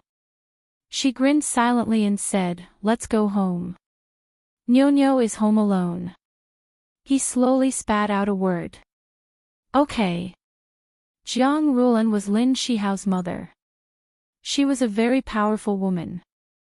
Lin Shihao's father passed away when he was in high school. She took out all her savings and opened a small restaurant to support her son's education. More than 10 years later, the small restaurant had become a big restaurant, and she had become a famous local career woman. When Yi Siki and Lin Shihao got married, she was very happy and had always wanted to train Yi Siki to be the successor of the restaurant. Unfortunately, Yi Siki wanted to be a good wife and raise children, so she gave up on that idea and planned to pass the restaurant to her grandson. In the end, after Yi Siki gave birth to a daughter, she never got pregnant again. The grandson that she had been looking forward to for many years was nowhere in sight. Her attitude towards Yi Siki also turned cold. Come and see. Songshu 566. Chapter 418. Jiang Rulan lived on the other side of the city. Lin Shihao and Yi Siki would bring their children home to visit her every month. Every time they came home, Yisiki would buy her many gifts, help her with the housework, and make her happy. However, she never treated Yisiki well. Jiang Rulan lived alone in a high-end residential area. She hired a nanny at home. Every time her son and daughter-in-law came home, she gave the nanny a day off. Firstly, there would be no outsiders present, and it would be easier for her family members to talk. Secondly, she wanted to deliberately make things difficult for Yisiki. She left all the chores of buying groceries, cooking, and washing the dishes to her. Outside the door, Lin Shihao held the gifts Yisiki bought for his mother with both hands. Yisiki was holding vegetables and fruits in her hands. Nyonyo obediently rang the doorbell. Shihao, Nyonyo, you're here. Come in quickly. Jiang Rulan wore a red turtleneck sweater and a plain shawl. She had light makeup on her face. Although she was already in her 50s, thanks to the years of maintenance, she looked younger. Her every movement exuded an air of nobility. She welcomed her son and granddaughter into the house with a smile, as if Yisiki didn't exist. Lin Shihao knew that his mother had a problem with Siki, so whenever he had the chance, he would praise Siki in front of her. He smiled and said, "Mom, Siki took a fancy to a dress a few days ago. She thinks it suits you, so she specially bought it for you. Do you want to try it on?" Jiang Rulan glanced at Yisiki, who was holding vegetables and fruits, and said indifferently, "Why did she buy those messy things again? It's not like I don't have money. If I need anything, I can buy it myself." Yisiki maintained the smile on her face and said gently, "Mom, the design of that dress is elegant and generous. It can highlight your temperament. When I was shopping, I took a fancy to it at first sight. I felt that only you could wear that kind of feeling. Mom, Siki means well. Just try it on and let us admire it." Lin Shihao handed one of the bags to Jiang Rulan. "Grandma, just give it a try. I want to see it too." Nyonyo threw herself into her arms and hugged her coquettishly. Her beautiful big eyes blinked, full of anticipation. Although Jiang Rulan hoped that Yisiki would give birth to a boy, it didn't mean that she didn't like Nyonyo. On the contrary, she liked smart and sensible Nyonyo. She couldn't bear to reject the child's innocent eyes. "Since you and your father and daughter say so, I'll give it a try." She carried the clothes into the bedroom. Lin Shihao turned his head and looked at Yisiki apologetically. Yisiki smiled at him silently and walked into the kitchen with the things in her hands. Yisiki had only bought clothes for her twice. The first time was when Nyonyo was 3 years old. Jiang Rulan's attitude towards Yisiki had already turned cold. She had accused Yisiki of having no taste and that the clothes she bought were like goods from a street stall. The second time was this time.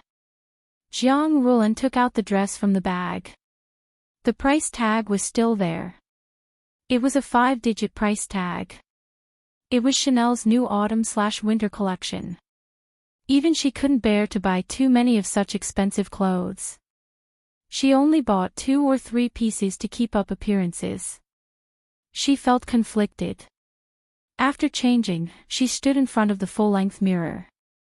She looked at the woman in the mirror. She was elegant and generous. Just as Yisiki said, it suited her.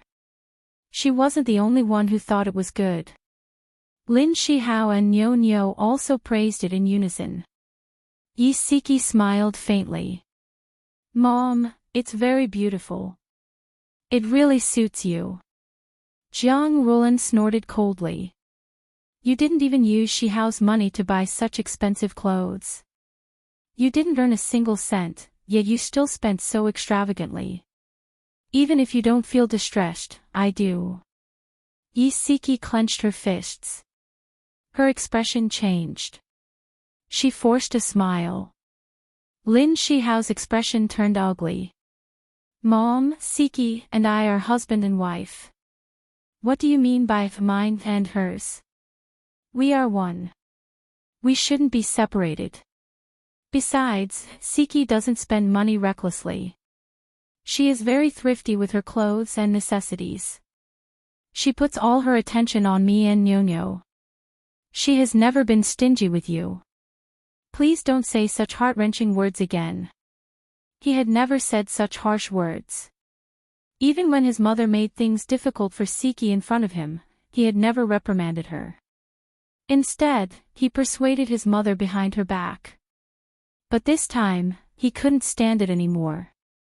He didn't want his beloved wife to be made difficult by his mother, whom he respected. Jiang Rulan didn't expect her son to challenge her authority. She was so angry that her face turned pale. Her lips trembled as she said angrily, "It's true that once you marry a wife, you forget your mother. How did I raise such an unfilial son? Mom, can't you be more reasonable?" The veins on Lin Shihao's forehead were throbbing. He was so agitated that it seemed like he was going to explode with all the grievances that had accumulated over the years. Siki quickly grabbed his arm and said in a low voice, "Hubby, calm down. Don't say any more." Lin Shihao pressed the back of her hand. "No, since I've already spoken, let me finish. Mom, think about it. Isn't Siki good to you? When she heard that you wanted to eat something, she went to several markets to buy ingredients to make it for you. Then, she delivered it to your door. When you were hospitalized for appendicitis, she stayed at the hospital every day to take care of you. When your stomach wasn't well, she studied it at home for more than a month. She wrote a diet recipe for the nanny and asked the nanny to cook according to the recipe. She did so many things for you. Why can't you see the good in her?" Jiang Rulan's face alternated between red and white. She stared straight at Lin Shihao and said angrily, "In my eyes, no matter how good she is, nothing is more important than a grandson." She snorted angrily and left the livid Lin Shihao, the pale Siki, and Nyonyo, who was about to cry, to return to her room. She locked herself in her room and didn't answer anyone who knocked on the door. Lin Shihao's family of 3 stood in the empty living room. They were all in a bad mood. Siki forced a smile. "Hubby, let Mom be alone for a while. I'm going to prepare lunch." Lin Shihao's expression eased a little. "Let me help you." "No need. You can accompany Nyonyo." Siki bent down and stroked Nyonyo's hair. She said gently, "Nyonyo, play with Daddy in the living room for a while. Mommy is going to the kitchen to cook." "Okay." Nyonyo nodded obediently. Siki walked into the kitchen and closed the door. The tears that she had been holding back slowly flowed out of her eyes. Lin Shihao sat on the sofa with his daughter in his arms and watched TV. His gaze lingered in the kitchen, and there was a hint of heartache in his deep eyes. Nyonyo nestled in his arms and said in a muffled voice, "Daddy, does Grandma not like me anymore?" Lin Shihao was slightly stunned. He lowered his head and looked at his daughter in his arms. She buried her little head in his chest and clutched his clothes tightly. She seemed very nervous and scared. His heart ached. He stroked her hair and said gently, "How can that be? Grandma likes Nyonyo the most. But Grandma said that she wants a grandson." Nyonyo looked up at him and pouted. "Grandma likes boys. It would be great if I were a boy." Lin Shihao was speechless. In the past, his mother still cared about the child and would not say such things in front of the child. What she said today not only hurt him and Siki, but also hurt Nyonyo. His heart ached. He held his daughter in his arms and said gently, "Nyonyo, no matter if you are a boy or a girl, Grandma will love you all the same." Grandma was so angry with Daddy that she said those things. In the end, Daddy was wrong. Can you forgive Daddy? He took all the responsibility and diverted Nyonyo's attention. Sure enough, her negative emotions were reduced by a lot. She hugged his neck and kissed him on the cheek. Smiling sweetly, she said, "I forgive Daddy. Nyonyo is so obedient. Lin Shihao smiled and stroked her hair. Lunch was ready. Lin Shihao knocked on the door of the master bedroom. Mom, it's time to eat. These are all your favorite dishes. For a while, no one answered. Lin Shihao knocked again and raised his voice slightly. Mom, it's time to eat. Jiang Rulan's angry voice came. I'm not eating. I'm full from anger. What's there to eat? Lin Shihao stood at the door for a while. He clenched his fingers and turned back to the dining room. Isiki came out of the kitchen with a bowl of soup. Nyo sat on her little chair with an uneasy expression on her face. Daddy, is Grandma still angry? Lin Shihao smiled. No, Grandma is tired and doesn't want to go out. Daddy will bring it in for Grandma. You and Mommy can eat first. Nyo said softly, oh. Lin Shihao opened the door of the master bedroom with the spare key. Jiang Rulan was lying on the bed with her back facing the door. He put the food on the bedside table and sat on the edge of the bed. He whispered, Mom, Nyo just asked me if Grandma doesn't like me anymore. She also said that Grandma likes boys and that it would be great if I was a boy. Jiang Rulan's body stiffened. Actually, she regretted saying those words in front of Nyo. However, she wanted to save face. Even if it was her fault, she didn't want to admit it. Mom, you didn't see how uneasy she was. To be honest, I felt very uncomfortable looking at her. Nyo is a big child. She can understand those words. Lin Shihao's voice was a little hoarse. Jiang Rulan didn't say a word. She stiffly maintained her lying on her side. Lin Shihao said slowly, Mom, I know it's hard for you to manage the restaurant alone. It's our fault for not being able to help. Actually, there's a way to solve this problem. You just need to hire a professional manager to help you manage the restaurant. Then you can relax. Jiang Rulan turned around and stared at him with shining eyes. You think I haven't considered this problem? But the restaurant is our family's business. It needs to be inherited by our family. Lin Shihao pursed his thin lips and said in a low voice, Mom, Nyo can also inherit the restaurant. Look at her. She's so smart and sensible. How is she worse than a boy? Why do you have to be so biased towards boys? As a woman, didn't you manage the restaurant very well as well? Add. Hongcha 866. Chapter 419. Jiang Rulan raised her voice.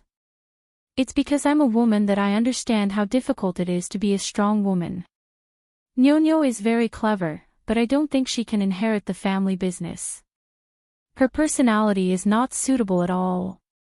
After saying so much, you just don't want to give me a grandson, right? Lin Shihao's expression was very ugly. He gritted his teeth and said, Mom, when Siki gave birth to Nyo, she almost lost her life. What did you say outside the delivery room? You said that you hoped that bodhisattvas would bless Siki and her child. You also said that it was enough for us to have one child and that you would never let Siki give birth again. You may have forgotten these words, but I haven't. I will never forget how dangerous the situation was at that time. I almost lost the woman I loved the most. Mom, I made the decision not to have any more children. If you want to blame someone, blame me. Please don't make things difficult for Siki in the future. Jiang Rulan was stunned and suddenly burst into tears. Her cries echoed in the room. Fortunately, the room was soundproof. Siki and her daughter, who were eating quietly in the dining room, did not hear her. Lin Shihao sighed silently, pulled out a tissue, and handed it to her. Mom, is a grandson really that important? So important that you have to give up the harmony of the family and your most beloved granddaughter? Jiang Rulan's mood was very complicated. On one hand, she felt that she had gone overboard. On the other hand, she felt sad that her son and daughter-in-law could not understand her pain. She snatched the tissue from her son's hand and wiped her tears. She said sadly, "Why did I work so hard for so many years? Wasn't it to lay a foundation for you? It's fine if you and Siki don't want to inherit the family business. I can still hold on for a few more years. However, it can't be that no one will inherit the family business until the third generation. Mom, look, we're back to square one. If you were willing to let Nyonyo inherit the family business, wouldn't everything be fine?" Lin Shihao stroked her back to help her breathe. His voice was gentle. "Mom, you're a little off today. Did something happen at the restaurant?" In the past, even if Jiang Rulan made things difficult for Siki, she would not go too far, let alone in front of Nyonyo. After venting her anger, Jiang Rulan felt a lot better. She said in a bad mood, "Yesterday, I was drinking tea with a few acquaintances. They joked and asked me not to work so hard. After all, no matter how much I earned, my son wouldn't be willing to inherit the family business. Another one said that they just had a grandson and invited me to their 1-month-old celebration in a few days. It turned out that he was provoked by someone else." Lin Shihao said helplessly, "Mom, those acquaintances you're talking about, aren't they those rich ladies? They don't have anything to do except go shopping or do beauty treatments. Why don't you ask them how many prostitutes their husbands have outside? How many of their children will be successful? Every family had its own difficulties." Lin Shihao had heard her mention a few rich ladies who had a good relationship with her before.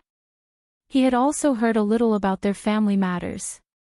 After hearing his reminder, Jiang Rulan felt much better. She muttered, "That's true. All 4 of their husbands have mistresses outside. One of them has a very successful son who has started his own company. As for the other 3, let's not talk about them." There was no way to talk about the other 3. 2 of them had sons of rich playboys who were disobedient and always caused trouble. Another one only had a daughter. Her husband had a son with a prostitute and brought him home. The illegitimate son was always against her. Compared to this, his worries were nothing. Jiang Rulan sighed. Lin Shihao smiled and said gently, "Mom, you must be hungry. Siki made your favorite dishes." He took a tray from the bedside table and placed it in front of her. The aroma of the food wafted into her nose. Jiang Rulan suddenly felt a little hungry. She hesitated for a moment and said, "Let's go out and eat." "Okay." Lin Shihao's smile widened. Siki and Nyonyo were eating. When they heard the door close, they both looked up. Lin Shihao walked in front with the tray while Jiang Rulan walked behind him. Siki quickly stood up and smiled. "Mom, the food is cold. I'll heat it up." "Grandma," Nyonyo put down her chopsticks. She sat up straight and looked at Jiang Rulan timidly. Jiang Rulan's heart ached a little. She smiled and sat beside her. She said gently, "Nyonyo, what do you want to eat? Grandma will get it for you." Nyonyo blinked and said carefully, "Grandma, will you still like me?" "Of course I will. Grandma likes our Nyonyo the most." Jiang Rulan hugged her and said gently, "Nyonyo." Grandma was so angry that she became muddle-headed.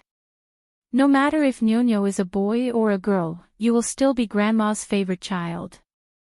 "Thank you, Grandma." The child's troubles came and went quickly. Nyonyo smiled brightly. It was so dazzling that Jiang Rulan's eyes ached. She smiled and ruffled Nyonyo's hair.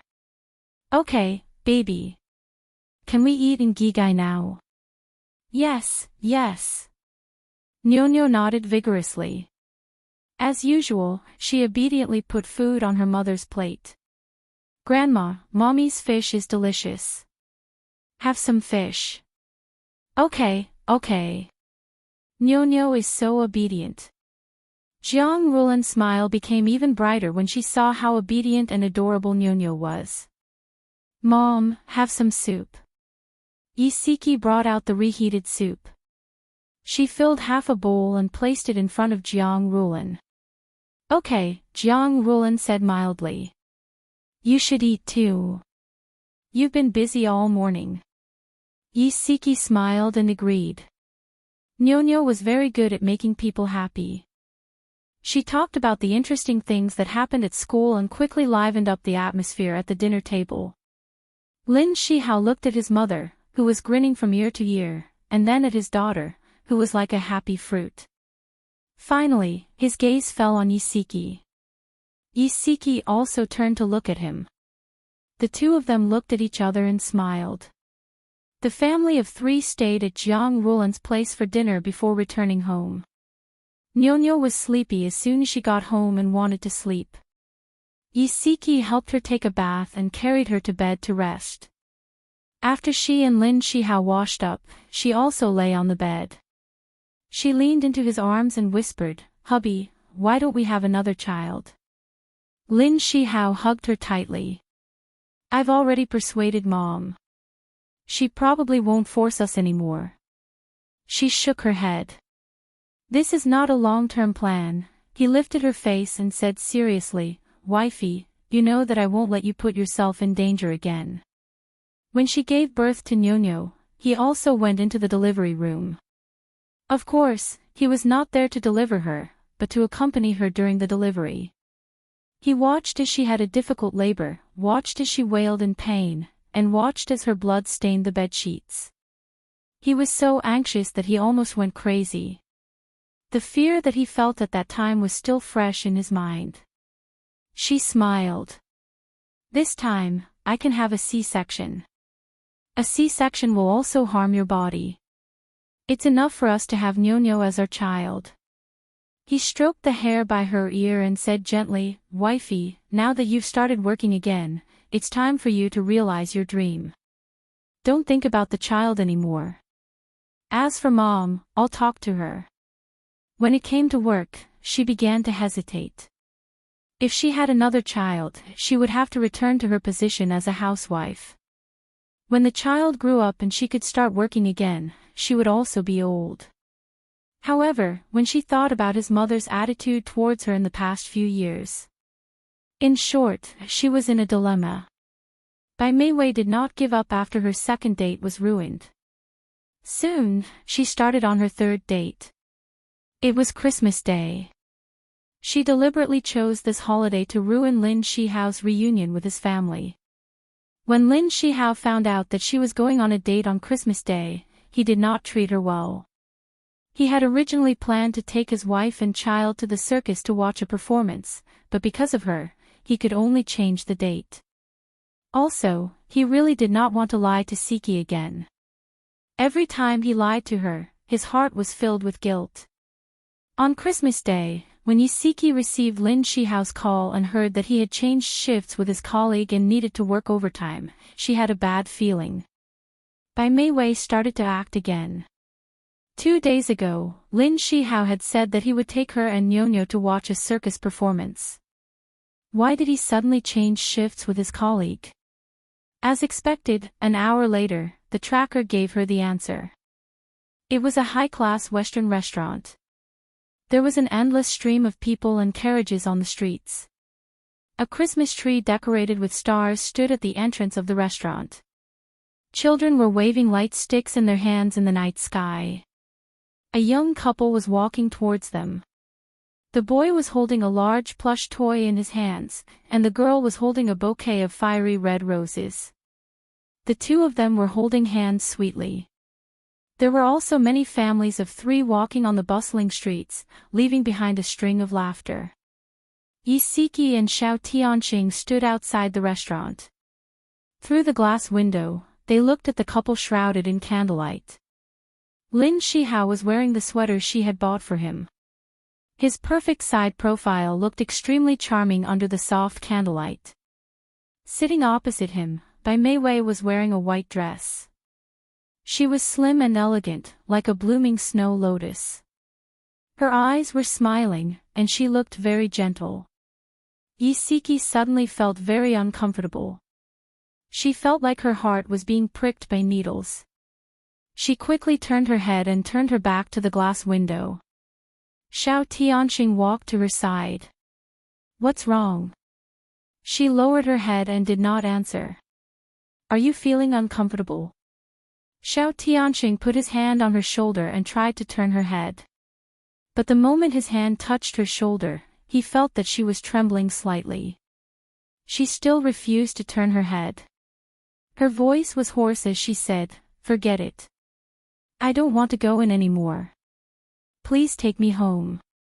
Xiao Tianxing slowly retracted his hand and sneered, "You can't take such a small grievance. How are you going to defeat Bai Meiwei?" Yi Siqi's shoulders trembled violently. She suddenly turned around and said loudly, "Yes, I can't take it anymore. I'm useless. I can't compare to that woman. I'm not playing this game anymore. I'm F*King, not playing it anymore." Big drops of tears rolled down her cheeks. Under the streetlights, her eyes were filled with sorrow and despair. She clutched her handbag tightly and turned to run. Xiao Tianxing was stunned. He rushed out and chased after her. Beauty Novel, Hongcha 866. Chapter 420. This section of the street was paved with bluestone. Wearing high heels, she stumbled as she ran. Several times, she almost hit passers-by. Xiao Tianxing chased after her, calling her name loudly. Not only did she not stop, but she ran even faster, as if she had exhausted all the strength of her life. At the entrance of the florist, a man came out with a bouquet of fresh flowers. The man was so focused on looking at the flowers that he did not notice Yi Siqi running towards him. The two of them crashed into each other. Bang! The flowers were thrown into the air and slowly fell to the ground. The petals scattered all over the ground. Yi Siqi fell pathetically on the street where the snow had just melted. One of her high heels was on her feet and the other was beside the man. She covered her mouth with the back of her hand and cried loudly. "Miss, are you okay?" The man's body only swayed a little, but he quickly steadied himself.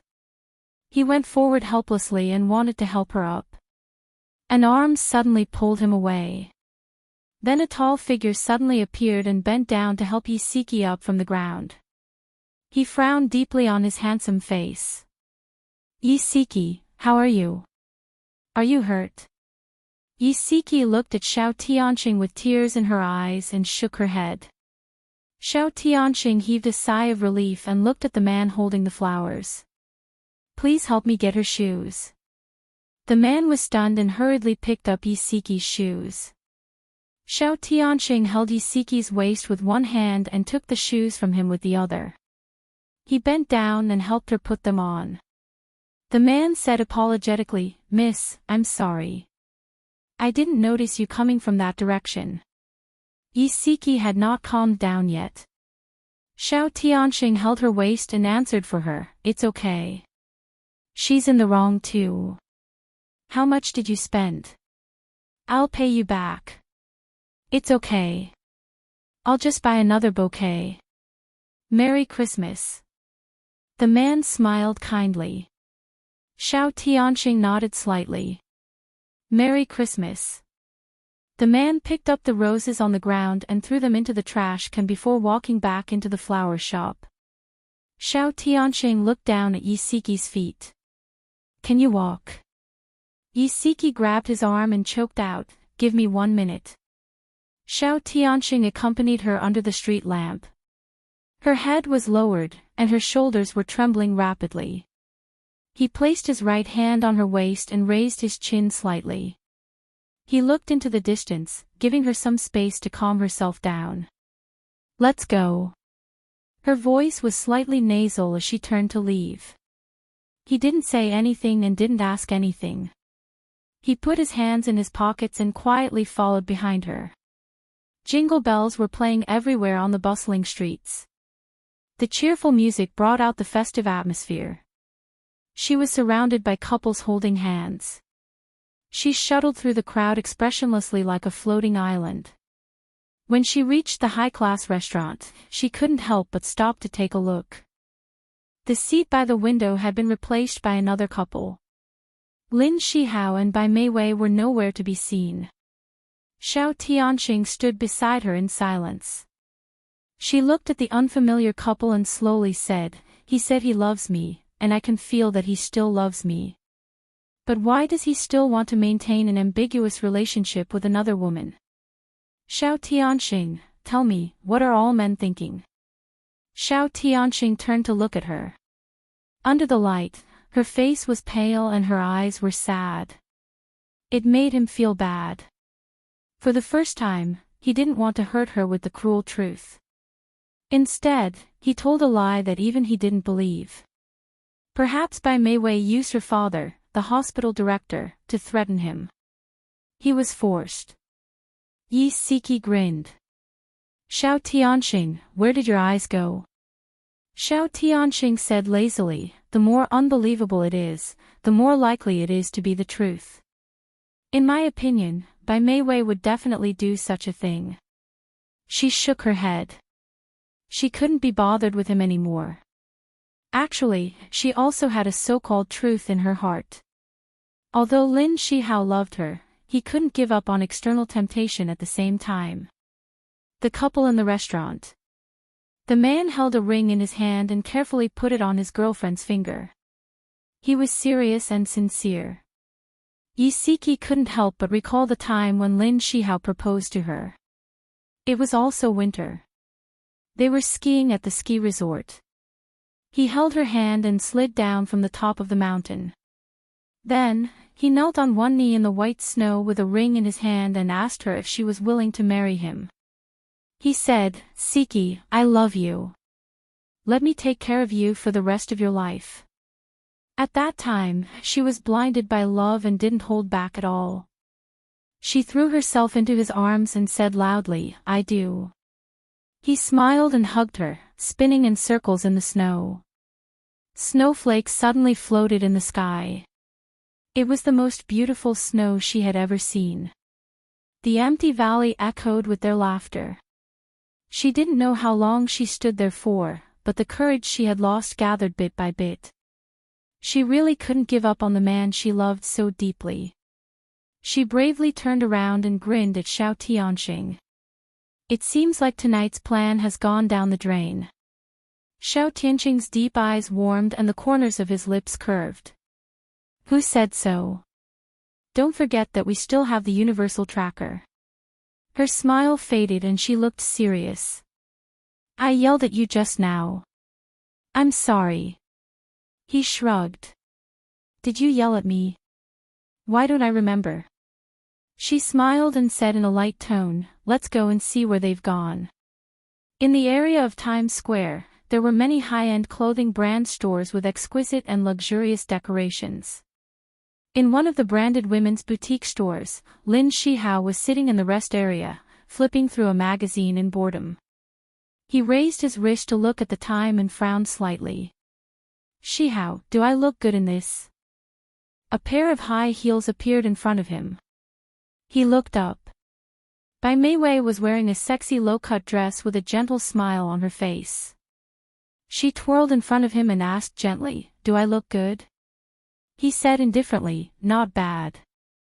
Bai Meiwei said coquettishly, "I tried on 5 clothes and you said they were not bad. Which one is better?" He said indifferently, "They're all not bad." She pouted and said coquettishly, "You didn't look at them seriously at all." He lowered his head to read the magazine and said coldly, "You're asking for more and more." Okay. Don't be angry. Wait for me for a while. I'll go in and change. I'll be out soon." She could hear the dissatisfaction in his voice and didn't dare to push him too hard. Lin Shihao was a little frustrated as he listened to the sound of the high heels walking away. He couldn't read the contents of the magazine at all. He turned on his phone but there were no messages or calls. He wondered how Siki and Nyonyo spent Christmas. Thump, thump. The sound of high heels came from behind him and stopped at a certain spot. A familiar voice said, "Miss, please help me get that dress." Lin Shihao turned around abruptly. Siki was standing not far away. She was wearing a red coat with the buttons unbuttoned. She was wearing a white sweater and a short black skirt. Her eyes were smiling as she looked at the salesperson who was helping her get the dress. The salesperson took down the dress from the display window and handed it to her with a smile. "Miss, please follow me. The fitting room is over there." Lin Shihao's heart tightened and cold sweat broke out on his back. If Siki were to walk towards the fitting room, she would definitely pass by him. He felt as if he was sitting on pins and needles. His brain was working furiously as he tried to think of a solution. The sound of high heels was getting closer and closer to him. He couldn't help but clench his fists. Suddenly, a voice was heard and Siki stopped in her tracks. "Siki, it's really you. It's Xiao Tianxing. Why is it him again?" Lin Shihao's nerves were tense and he was on high alert. Siki turned around and smiled. "Chief Xiao, you're here too." She really admired Xiao Tianxing. It was such a waste that he didn't go into acting. Of course, she also admired herself. 2 minutes ago, they were still observing Lin Shihao and Bai Mei Wei from outside the display window of this clothing store. 2 minutes later, they were greeting each other politely as if they were friends who had just met by chance. Xiao Tianxing casually glanced at the lounge. That person was sitting with her back facing them. He could only see the top of her head. He smiled meaningfully. "It's Christmas today. Your husband is shopping for clothes with you." Siki's tone was slightly awkward. "No, my husband is working overtime tonight. I came out alone." Xiao Tianxing frowned unhappily. "Your husband is really a workaholic. He even left you and your mother alone on a day like this." She stroked the hair by her ear and smiled gently. "Actually, you can't blame him. He's a doctor. His profession is special. How can he rest whenever he wants?" Xiao Tianxing didn't seem to agree with her. He shook his head, but he didn't want to dwell on this topic. His gaze fell on her hand. "The color of that dress doesn't suit you. Try this one." He casually picked up a dress. It was the one that Bai Mei Wei had tried on earlier. Siki said awkwardly, This seems too sexy." Xiao Tianxing chuckled. "The V-neck design will make your neck look slender and your waist slim. It'll outline the curves of your waist very well. You'll definitely look good in it." She pursed her lips in embarrassment. "I rarely wear such revealing clothes. It's precisely because of this that you have to try it on. You have the capital to be beautiful, so you have to boldly display it. If you don't dress up when you're young, who will appreciate you when you're old?" Xiao Tianxing tried his best to recommend it to her. Lin Shihao couldn't help but look back.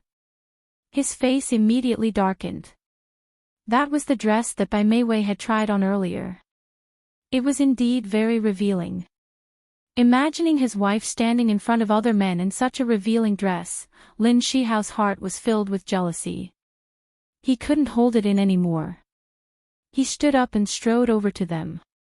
Under Siki's surprised gaze, he put his arm around her shoulders and forced her to lean into his arms. He used his actions to declare his possession of her. Siki was shocked. Hubby. Hubby. Why are you here?" Lin Shihao's face darkened. He didn't answer her question. His sharp eyes stared at Xiao Tianxing's calm face. He said coldly, "Mr. Xiao, I'll take my wife and leave first. Goodbye." After saying this, he didn't care about Bai Mei Wei anymore. He directly put his arm around Siki's shoulder and walked out. Siki was dragged away by him. She awkwardly turned around to say goodbye to Xiao Tianxing. "President Xiao, I'm sorry. We'll be leaving first." Xiao Tianxing raised his eyebrows in amusement. He made an okay gesture with his right hand. Bai Meiwei, who was in the fitting room, was about to explode in anger. She had overheard the conversation between Yi Siki and Xiao Tianxing and knew that they had also come to this store. She really wanted to rush out of the fitting room immediately and drag Lin Shihao to Yi Siki to show off in front of her. She wanted to provoke and hurt her.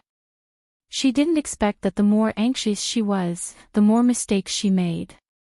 When she was changing clothes, her hair actually got stuck in the zipper. She was anxious and in pain. She pulled at the zipper for a long time but still couldn't get her hair out. When she heard that Lin Shihao had dragged Yi Siki away, she was so anxious that she stomped her feet. She gritted her teeth, steeled her heart, and pulled out a few strands of hair that were stuck in the zipper.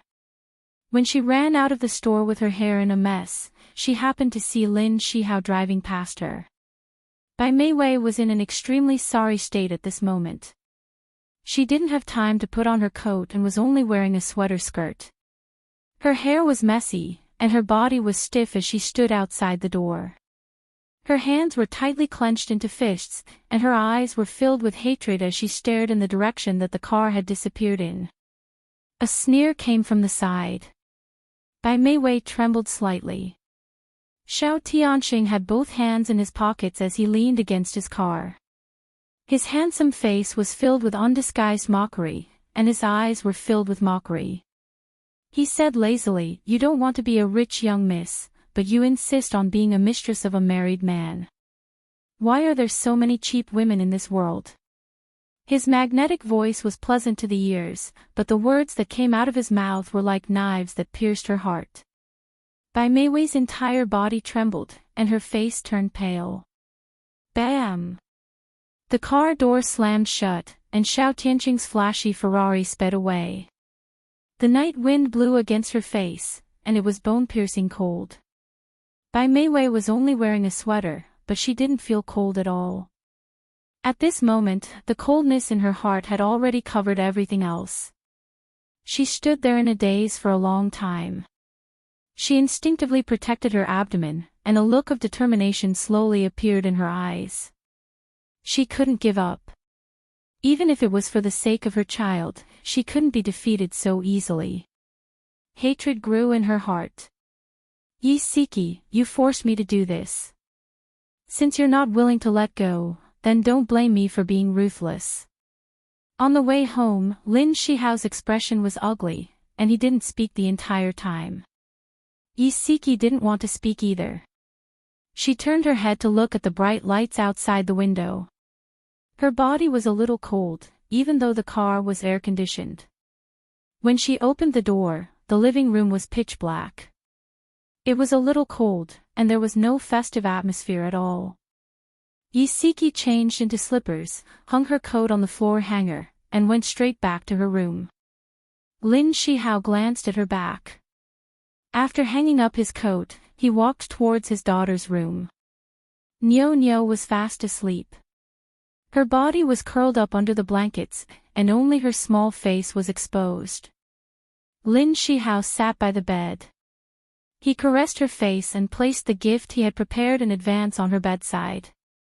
When he returned to the bedroom, Yi Siki was already lying on the bed. Her back was facing him, and she was curled up into a ball. He lay down beside her, took out a necklace from his pocket, and carefully put it around her neck. He kissed her hair. "Merry Christmas, my wife." Yi Siki lowered her eyes to look at the necklace. It was a heart-shaped pendant, and it was very beautiful. She rubbed the pendant with her fingers and closed her eyes tiredly. She didn't want to speak. She was afraid that once she opened her mouth, she wouldn't be able to resist questioning him. Powerful novel, Hongcha 866.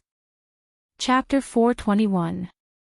Lin Shihao originally thought that Siki would ask him why he was in the clothing store. He was even prepared to tell her the truth, but he didn't expect her to just keep her back to him and remain silent. If she didn't ask, he really wouldn't have the courage to say those words. He comforted himself in his heart that they had already gone on 3 dates. As long as he could endure the next 2, he could get Bai Mei to abort the child and cut off all contact with her. Soon, he wouldn't have to lie to Siki anymore. He would love her even more to make up for the hurt he had caused her. Lin Shihao held this thought and hugged Yi Siki very tightly, as if he was afraid that she would run away. Bai Mei stood outside the clothing store for more than half an hour in thin clothes. That night, she caught a cold and had a fever. For the next few days, she asked for leave to rest at home. Without her in the hospital, Lin Shihao felt much more comfortable. His nerves, which had been tense for the past few days, also relaxed a little. However, he didn't know that Bai Mei wasn't the kind of person to give up so easily. She was already secretly planning a Plan B leisurely blue ocean life spa. As a high-class club, this was a paradise for rich madams and rich Mississippi. There was a full range of services inside, such as baths, full-body massages, face makeup, detoxification, weight loss, and so on. Jiang Rulan was a regular here and knew many of the rich madams. No matter which beauty program she did, she would meet one or two old acquaintances and chat with them in full swing. When she was doing the fish treatment, a young and beautiful girl walked into the pool and sat beside her. She nodded politely. "Hello." The girl's young skin was full of vitality. Her smile was gentle and had an intellectual charm. Jiang Rulan was infected by her smile and responded with a smile. "Miss, you must be new. I don't think I've seen you before." "Yes, I'm Bai Mei. I just transferred here from DZ." Bai Mei's delicate and beautiful smile became even more charming. "Big sister, what's your surname?" Jiang Rulan laughed. "My surname is Jiang. You should call me Auntie. I don't dare to be called Big Sister. My granddaughter is 7 years old this year." Bai Mei's beautiful eyes widened, revealing an expression of disbelief. "Really? I thought you were only in your 30s. I'm already in my 50s. Jiang Rulan couldn't stop smiling. Every woman liked to be praised for being young and beautiful. Bai Mei exclaimed, "I really can't tell. How do you usually take care of yourself? You don't mind letting me learn from you, do you?" "Of course I don't mind. When it comes to maintenance, I really don't know much. Usually, I just strengthen my exercise, do some beauty treatments, stew some tonics." Women at Jiang Rulan's age all like to chat with others and tell others about their own experiences. To put it simply, they were good teachers. Bai Mei deliberately tried to please her, and the topics she picked were things that she was interested in. The more they talked, the more congenial they became. They even picked the same beauty program so that it would be convenient for them to continue talking. "Auntie Jiang, I think the most important thing for a woman to do is to take care of her body from the inside. A woman's figure, complexion, and spirit are all inseparable from her ovaries. Especially a woman over the age of 30, she must pay attention to taking care of her ovaries." Jiang Rulan smiled and said, "You're absolutely right. Mei, a real person doesn't show off. You know a lot." Bai Mei said softly, "I've embarrassed myself in front of you. I'm a gynecologist, and I only know these theoretical things. When it comes to practical maintenance, how can I compare to you?" "Oh, what a coincidence. My son is also a gynecologist." "Mei, which hospital do you work in?" "Who knows, you might even be in the same hospital as my son." Bai Mei smiled and said, "I work in the city's people's hospital." Jiang Rulan was full of smiles. "I was right. You two work in the same hospital. His name is Lin Shihao. You should know him, right?" Bai Mei's expression changed slightly. She smiled unnaturally and said, "I know him. Dr. Lin is the director of our gynecology department. He's also my senior." Jiang Rulan noticed that her expression was a little off and asked with concern, "What's wrong? Did something happen at work between you two?" No, no, Bai Mei Wei was a little anxious. She seemed to realize that she was too anxious and quickly squeezed out a smile. Auntie, my senior usually takes care of me, and I respect him very much. We're very good, really. Jiang Rulan looked thoughtfully at her nervously clenched fists and smiled. That's good. Bai Mei Wei quickly changed the topic. Auntie, when we were talking about ovary maintenance, I know a brand of nutritional products that are very good. My mother takes that product. You can give it a try. Sure. What's the name? It's, The Atmosphere Returned to Normal. The two of them spent half a day at leisurely Ocean Blue. Jiang Rulan invited Bai Mei Wei to her restaurant. The two of them drank some tea and ate some vegetables in the private room. They agreed to go shopping the next day. The next day, Bai Mei Wei twisted a paper bag. Inside it was a gift she had specially prepared for Jiang Rulan. She smiled and took out the gift. Auntie Jiang, this is the nutritional product I told you about yesterday. After my mother took it, the effect was very good. I brought a few boxes for you. Try it first. If you think it's effective, I'll buy more for you. How can I accept this? These nutritional products are not cheap. I'd better give you the money. Jiang Rulan had checked this nutritional product last night.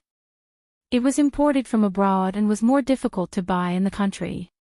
Moreover, it was expensive.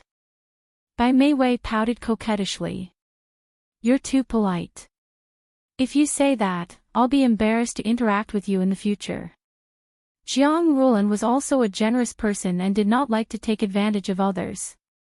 She thought that she would give her some gifts in the future to make up for it, so she accepted it graciously. She smiled and praised her. Thank you, Mei Wei. Whoever marries such a beautiful and sensible girl like you is really lucky. Auntie, I'm embarrassed by your praise. Bai Mei Wei smiled a little awkwardly. It's just a pity that the person I like doesn't like me. That's because he doesn't have good taste. You'll definitely be able to find a good man in the future. Jiang Rulan smiled and comforted her. The two of them went shopping together. Bai Mei Wei chose a jacket for Jiang Rulan. Jiang Rulan liked it very much and repeatedly praised Bai Mei Wei for having good taste. After the two of them finished shopping, they went to do their hair and drank afternoon tea. Jiang Rulan liked Bai Mei Wei more and more. She felt that she had good taste, knowledge, and knew how to respect others. Moreover, she knew how to listen to others. Jiang Rulan could not help but confide in Bai Mei Wei some of her inner thoughts. For example, her son and daughter-in-law were not willing to give her any more grandchildren, and she was worried that she would not have an heir in the future. Bai Mei Wei comforted her softly. She did not say anything bad about Lin Shihao and his wife, nor did she pick on her mistakes. What she said was reasonable and considerate. It made Jiang Rulan's heart feel indescribably warm, and her good impression of her improved a little. Jiang Rulan realized that when she mentioned her son, Lin Shihao, Bai Mei Wei seemed a little off. She could not pinpoint what was wrong, but she secretly made a note of it in her heart. She planned to find an opportunity to ask her son if there was any conflict between him and Bai Mei Wei. Lin Shihao was about to get off work when he suddenly received a call from his mother. She went straight to the point and said, "Shihao, do you have a colleague named Bai Mei Wei? Is there some misunderstanding between you and her?" Lin Shihao was walking out of the hospital when he heard this. His footsteps froze and he was silent for 2 seconds before he asked, "Mom, how did you meet her?" "I met her 2 days ago at the spa. I think she's a very nice person. Colleagues should get along well. Don't bully her." Lin Shihao frowned. "Mom, what did she say to you? Are you afraid that she'll say bad things about you in front of me?" "She's not that kind of person. Instead, she praises you and says that you take good care of her. She respects you a lot. But I can tell that she seems to have something she can't say." Aren't you being too strict with her? Lin Shihao helplessly pinched his forehead. Mom, don't make wild guesses. There's no such thing. Really? Really? Although Jiang Rulan guessed wrongly, it was enough to make Lin Shihao vigilant. How could Bai Meiwei coincidentally be at the same spa as his mother? Could she have done it on purpose? Thinking of this possibility, Lin Shihao frowned. After he got into the car, he dialed Bai Meiwei's number. Bai Meiwei had taken a few days off on the grounds that she was sick. These few days, many colleagues called to show concern for her, but Lin Shihao was not among them. When she saw the caller ID, her heart couldn't help but beat faster. A sweet smile appeared on her face as she said softly, "Senior, what's the matter?" She thought that he would show concern for her, but unexpectedly, he asked, "Aren't you sick? Why are you still in the mood to go to the spa? Did you already know that my mother was at that spa?" Bai Meiwei bit her lip. Her voice sounded extremely aggrieved. "Senior, I've been sick for so many days. It's fine that you didn't call to show concern, but why did you have to say such hurtful words to me? I'm not feeling well right now, so I don't want to talk anymore. If there's anything, let's talk at the hospital tomorrow." Without waiting for his reply, Bai Meiwei ended the call. Lin Shihao punched the steering wheel. Bai Meiwei threw her phone aside and sat in front of the vanity mirror. Looking at the expressionless face in the mirror, she felt bitter. When did she become someone who couldn't even recognize herself? She felt like she had lost something important inside her. But what could she do? For that person, for her child, she was willing to give up that part of herself, even if it became more and more unfamiliar and cruel. "Lin Shihao, do you know how much I love you? Can't you just love me a little?" Bai Meiwei covered her face with her hands, her shoulders trembling slightly. The next day, Bai Meiwei went to the hospital. In the morning, she and Lin Shihao were very busy and didn't have time to talk. When it was time for lunch, Lin Shihao took her to the rooftop of the hospital. There were many white bed sheets and quilts drying on the rooftop. The two of them stood between the clotheslines, their bodies covered by the bedsheets, leaving only two faint shadows on the bedsheets. Bai Meiwei looked at the expressionless Lin Shihao and smiled slightly. "Senior, what do you want to talk to me about?" Attention, Songshu 566. Chapter 422. Bai Meiwei looked at the expressionless Lin Shihao and smiled faintly. "Senior, what do you want to talk to me about?" The woman in front of him had exquisite makeup and a smile in her beautiful eyes. Even though she was wearing a white coat, her figure still looked graceful. She was still her, generous and beautiful, but not her. The Bai Meiwei of the past was cheerful and kind, not so scheming. Lin Shihao pursed his thin lips and said indifferently, "Meiwei, you've changed. You've become so unfamiliar to me. You once promised me that you wouldn't destroy my family." Bai Meiwei's smile froze. "I'm not destroying your family now." Lin Shihao's gaze darkened. "I don't know what you said to my mother, but she's already suspicious of our relationship." Her face turned pale and her eyes widened in disbelief. "You think I'm deliberately getting close to your mother?" He looked at her coldly. "Isn't that the case?" She shook her head. "Believe it or not, before I talked to Auntie Jiang, I really didn't know that she was your mother. There are still 2 more dates. After those 2 dates, you have to fulfill our promise and abort the child. During this time, please don't go near my family, and don't say anything unnecessary." His cold attitude angered her. She laughed mockingly. "Senior, don't you love your wife very much? Why don't you tell her that I'm pregnant with your child? What are you worried about? Are you worried that Yisiki won't forgive you if she finds out the truth? Or are you worried that she'll divorce you?" Bang! The metal door of the rooftop suddenly made a sound. A flurry of frantic footsteps could be heard in the corridor. The sound of high heels was like a hammer, pounding on Lin Shihao's heart. His heart pounded fiercely and he had a bad feeling. He suddenly pulled the blanket in front of him and rushed to the entrance of the rooftop. He saw a short-haired and pretty figure running down the corridor in a panic. It was Siki. Damn it, it was actually Siki. Lin Shihao's face turned pale, and his back broke out in a cold sweat. He rushed downstairs, and his heart was so flustered that it almost jumped out of his chest. Why was Siki here? Why was she here? Siki, Siki, Lin Shihao chased after her while shouting her name loudly. She had already run to the corner of the next flight of stairs. Hearing his shout, she raised her head to look at him. Her face was covered in tears, and her eyes were filled with grief and despair. Lin Shihao's heart suddenly ached, and he anxiously called out, Siki, don't run. Listen to me. The usually calm and gentle man was completely panicked at this moment, and his voice was full of urgency and panic. Siki looked at him resolutely.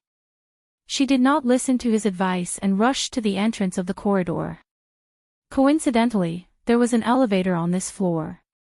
She rushed into the elevator and pressed the button to close the door without waiting for anyone else to come in. The elevator door slowly closed, and the people who were locked outside could not help but complain. By the time Lin Shihao caught up, the elevator had already gone downstairs. Lin Shihao rushed to the entrance of the stairs again. By the time he ran downstairs, Siki had already waved and got into a taxi, leaving a trail of dust behind. Just as he was about to chase after her, his phone suddenly rang. The head nurse's voice could be heard. Dr. Lin, the patient in bed 18 is looking for you. Lin Shihao's fingers clutched his phone tightly.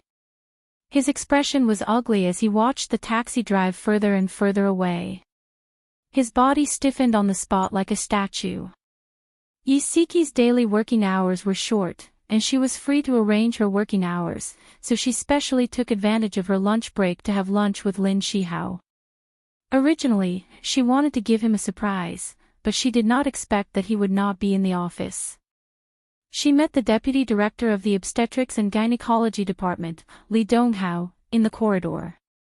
Li Donghao told her that he saw Lin Shihao and Bai Meiwei going to the top floor.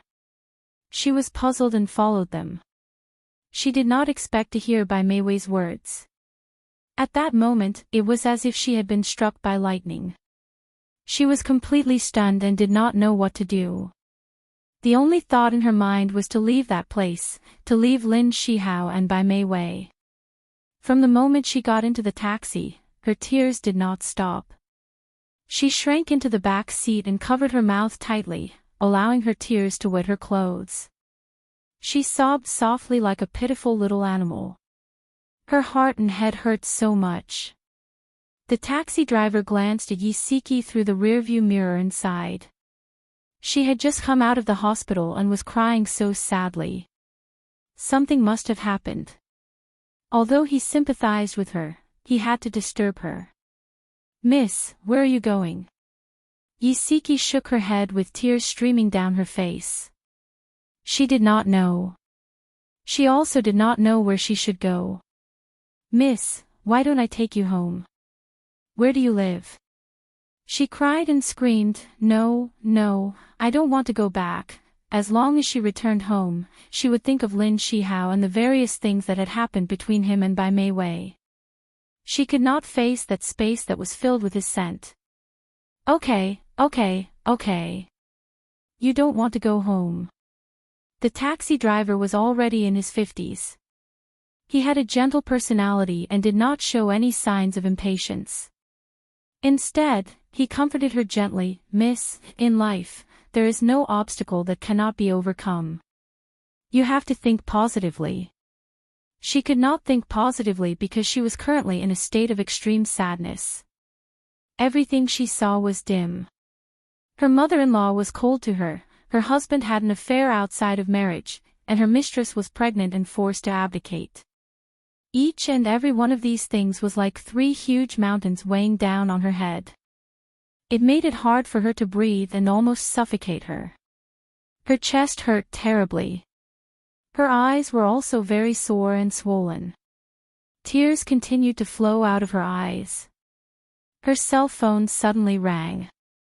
No matter who it was, she did not want to answer it. However, the caller seemed to be very patient or very anxious. He called again and again as if he would not give up as long as she did not answer. She huddled in a corner and did not even want to look at her cell phone. The taxi driver could not help but remind her, "Miss, your cell phone is ringing. What if it's something important matters? What other important matters could there be at this moment?" Yisiki was completely disheartened. She still refused to answer the phone. However, a crazy idea appeared in her mind. She wanted to leave this place and escape to a place where no one knew her. Her voice was hoarse and trembling. "Driver, go to the train station." Still, no one answered. Lin Shihao's brows were tightly knitted together. After dealing with the patient, he immediately called Yisiki's cell phone. However, no one answered. He was very worried. He was worried that she would do something stupid. He did not care about anything else. He quickly changed his clothes, grabbed his car keys, and called the HR department to apply for leave as he sprinted to the car park. There were many people at the train station. Most of them were students and migrant workers who were going home for the holidays. Yisiki's cell phone rang again while she was queuing up to buy her ticket. This time, she took out her cell phone from her handbag. She glanced at the caller ID and immediately turned it off. Lin Shihao drove home. When he realized that Siki had not returned, he panicked even more. He called her company, but the HR department said that she had applied for leave. He then called his mother-in-law's house. "Mom, did Siki go to your place?" "No. It's okay. I heard her say that she wanted to go to your place yesterday, so I asked." "Okay, we're doing fine. I'll hang up first." After hanging up, Lin Shihao realized that there was no one to ask. Where did Siki go? Was she in danger? He was about to go crazy from anxiety. There was no point in staying at home. He simply drove to the streets to look for her. He went to the places where they had dated before, to her favorite restaurants and cafes, and even to Nyonyo's school. With each disappointment, his heart became heavier and heavier. His brows were tightly knitted together, and his expression was cold and ugly. Yisiki casually bought a ticket. They would leave in 20 minutes. She did not care about the destination at all. She just wanted to leave this place as soon as possible. There were not many people on the train because this train was going to Lhasa. She leaned against the sleeper bed and stared blankly at the passing scenery outside the window. The rumbling of the train filled her ears. She did not know when, but tears flowed down her face again. The scenery outside the window was a blur. After the train traveled for more than an hour, she gradually regained her senses. Nyonyo must be afraid of her sudden disappearance, right? She turned on her phone. There were many missed calls and unchecked text messages. They all came from one number, Lin Shihao. She did not check those text messages, nor did she want to call him back. Instead, she called her mother, Zhou Rongfang. She cleared her throat and tried to make her voice sound normal. "Mom, I'm going on a business trip for a few days. Please take care of Nyonyo. You can bring Nyonyo home today." Zhou Rongfang asked worriedly, "Siki, Shihao just called me to ask if you're home. Did you two quarrel? Why doesn't he know about your business trip?" "Mom, we didn't quarrel. The company arranged for me to go on a business trip at the last minute. I haven't had the time to tell him yet. Don't worry, I'll tell him later." "You really didn't quarrel?" Yisiki dragged her words. "Mom, we really didn't quarrel. I'm not lying to you. Don't worry about me.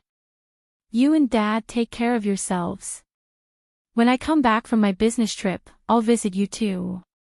Okay, you have to take care of yourself when you're alone. In Zhou Rongfang's opinion, her daughter and son-in-law had a very good relationship, so she did not suspect that her daughter was lying to her. She should also explain to the company. Otherwise, it would be too irresponsible of her. Yi Siki sighed and called the Human Resources Department. She asked Chen Yu for a leave of absence on the grounds that she was sick. After thinking about it, she sent a text message to Lin Shihao. I'm going to relax. Don't look for me. Nyo has already asked my mom to take care of her. After the text message was sent successfully, she immediately turned off her phone. She decided not to be disturbed by the outside world and to heal her wounded heart. After Lin Shihao saw the text message, he immediately called her back. However, her phone was already turned off. At least she was safe. He heaved a sigh of relief. However, the next second, his chest swelled with pain. This was the first time she had spoken to him in such a harsh tone. His mind was filled with regret. He knew that she had such a resolute personality. He should not have kept it from her. He should have told her from the beginning. Things would not have developed to this point and hurt her so deeply. His heart was filled with uneasiness. He was afraid that she would leave him and never come back. Attention, Songshu 566. Chapter 423. The food on the train was not delicious. Yi Siki had no appetite to begin with. She forced herself to eat a few mouthfuls, but they tasted like wax. She threw the rest of the food into the trash can. Unable to sleep at night, she opened the curtains. It was pitch black outside. Occasionally, when they passed by a small town, the dim lights were shrouded in a layer of mist. She seemed to be lost in the mist and did not know how to get out. When the train arrived at Lhasa, it was already the third night. Yi Siki was tired and found a hotel near the train station to check in. The hotel owner was very enthusiastic and said that in the highlands, one could not take a bath for too long. Otherwise, there would not be enough oxygen in the bathroom, and one would faint due to lack of oxygen. He also said that if Yi Siki felt dizzy or other altitude sickness, she must inform her in time. She would provide medicine for free. Yi Siki gratefully said, "Thank you." In this season, the temperature in Lhasa was very low. It was similar to a city, but it was drier than a city. At noon, the ultraviolet rays were stronger. Before Yi Siki went out, the hotel owner advised her to drink more water and apply sunscreen to prevent her from getting sunburned. Yi Siki smiled and said, "Thank you." Then she asked her where she could buy clothes. The hotel owner told her the name of a place and told her how to take the bus. Yi Siki thanked her and went to the place where the hotel owner told her to buy a change of clothes and some daily necessities. This was the first time in her life that she had made such a reckless decision. She abandoned the people and things she cared about and came to a remote and unfamiliar place. It was not for faith, nor was it to enjoy the scenery. It was purely to escape. It was said that Tibet was the place closest to heaven. It was as if one could reach out and touch the blue sky. Yi Siki wore snow boots, carried a canvas bag, and wrapped a thick scarf around her. She walked slowly on this magical land. She saw many old nannies holding prayer wheels in their hands, smiling peacefully. She saw many Tibetans kowtowing, so pious that they were almost stubborn. She saw simple people laughing happily, singing songs that she did not understand. Her heart was cleansed by the snowy highlands, and she gradually found peace. Yi Siki bathed in the sunlight as she walked on the square of the Jokhang temple. She saw a familiar figure standing about 10 meters away from her.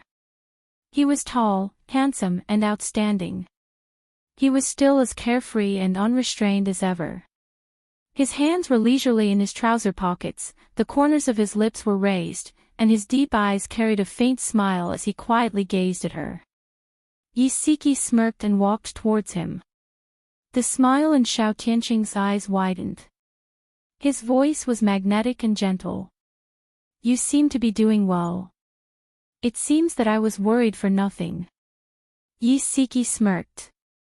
Why are you here? He laughed teasingly. Of course I'm here for you. Did you think that I would abandon my wealth and glory to come here to be a monk?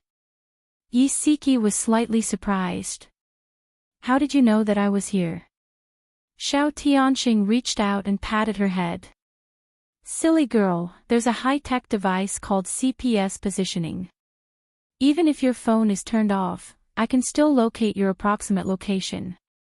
When she did not come to work for 2 days and could not be contacted, he realized that something had happened. He asked an acquaintance in the mobile operator to retrieve her mobile phone location information.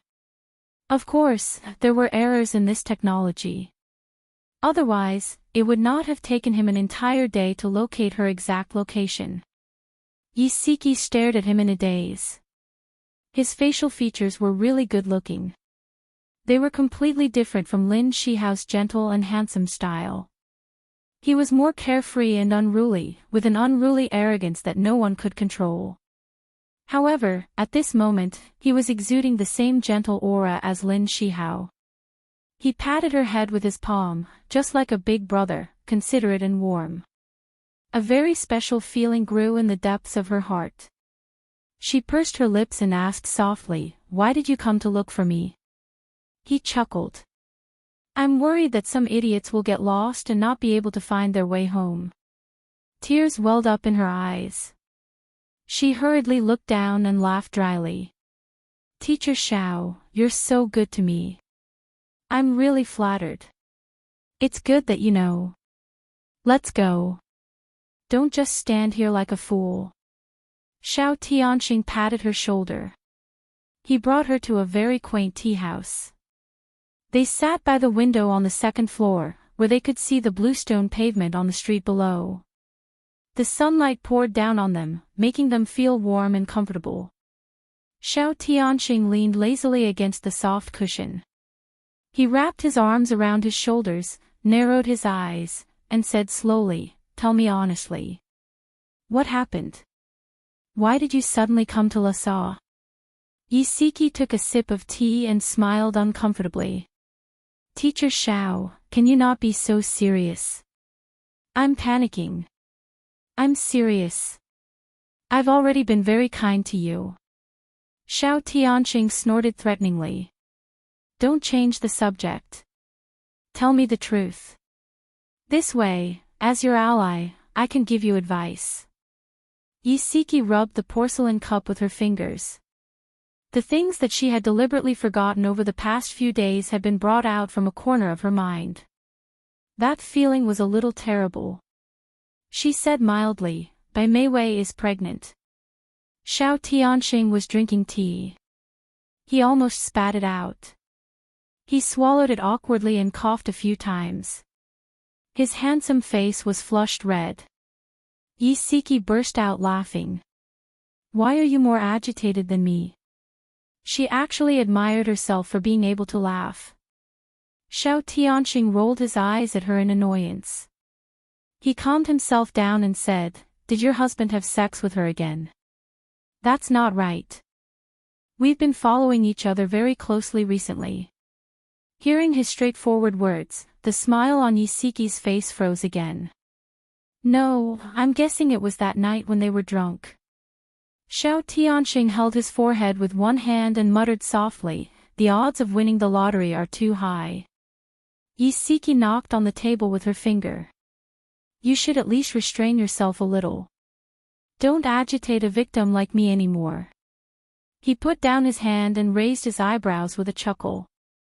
"Some things won't disappear just because you try to cover them up. Yi Siki, don't be a coward.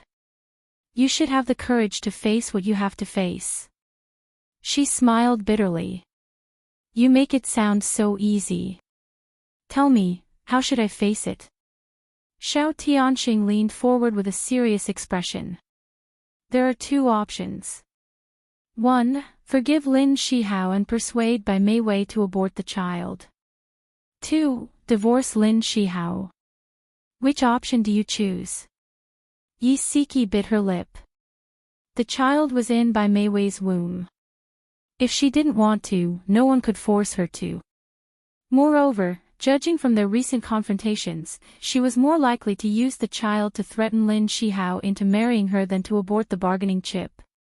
When she divorced Lin Shihao, when she first found out that he had cheated on her, she had thought about this plan, but in the end, she lost to her love for him. This time, after being hurt by him so many times, could she still forgive him because of her love for him? Even if she forgave him for Nyonyo's sake, what about the child in Bai Meiwei's womb? Xiao Tianxing leaned forward again and said slowly, after thinking about it for so many days, you still don't have an answer, right? Yi Siki didn't answer. She lowered her eyes and bit her lip even harder. There was a faint taste of blood in her mouth. She heard the man in front of her sigh softly. His hand suddenly reached to her lips and pinched her chin. His voice was gentle as he said, "Stop biting. The skin is already broken. If someone sees this, they will think that I did something to you." Even at a time like this, he didn't forget to tease her. But her cold heart warmed slightly because of his words. His slightly rough fingertips gently rubbed against her lips, slowly wiping away the bloodstains on her lips. He didn't seem to think that his actions were ambiguous at all. His expression was so serious and sincere, like a pilgrim on a pilgrimage. She actually felt embarrassed to push him away because that would only blaspheme his holiness at this moment. Her long eyelashes fluttered. She really wanted to return the favor with a grateful smile, but a teardrop fell from her eyes instead. His fingers slid to the corner of her eye, carefully wiping away her tears. In her blur, she saw a warm smile on his face. He said, "Yi Siki, if you're tired, come into my arms. I promise that I won't let you be sad." She cried and laughed. Her shoulders shook, and her voice choked. "Xiao Tianxing, don't joke around." "I'm not joking. I'm serious." He paused, then said, "Yi Siki, I think I've already fallen for you." If it wasn't because he liked her, why would he have rushed all the way from City A to Lassaw? If it wasn't because he liked her, why would his heart ache when he saw her cry? This woman had already unknowingly touched his nerves. Yi Siki stared at him blankly. His expression was serious, and his deep eyes were like a whirlpool that wanted to suck her entire soul in. She shook her head frantically. "Xiao Tianxing, don't fall for me. I'm not worth it. Let's just be friends." He smiled gently. It was the first time she had seen such a gentle smile on his face. He said, "Silly girl, it's my business to like you. I won't force you to respond. Why are you so frantic?" Her tears flowed again. It was because she couldn't respond to him that she didn't want to hurt him. Her eyes were hazy with tears. "Xiao Tianxing, you're really a good person. You deserve a better woman." "Shoo, don't say any more." Xiao Tianxing placed a finger on her lips to stop her from continuing. He smiled. "If you feel troubled, forget what I said just now. We're still normal friends. Of course, if you feel tired, my arms will always be open to you, no matter what your status is." If she wanted to be his friend, then so be it.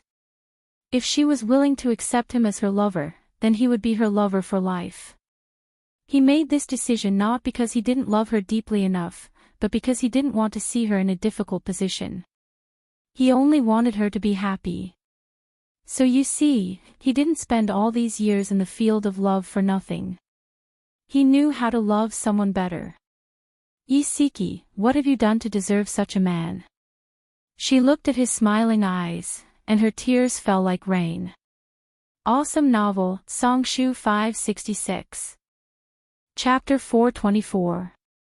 Xiao Tianxing was a man of his words. Since Yi Siki had made her choice, he would return to being her friend.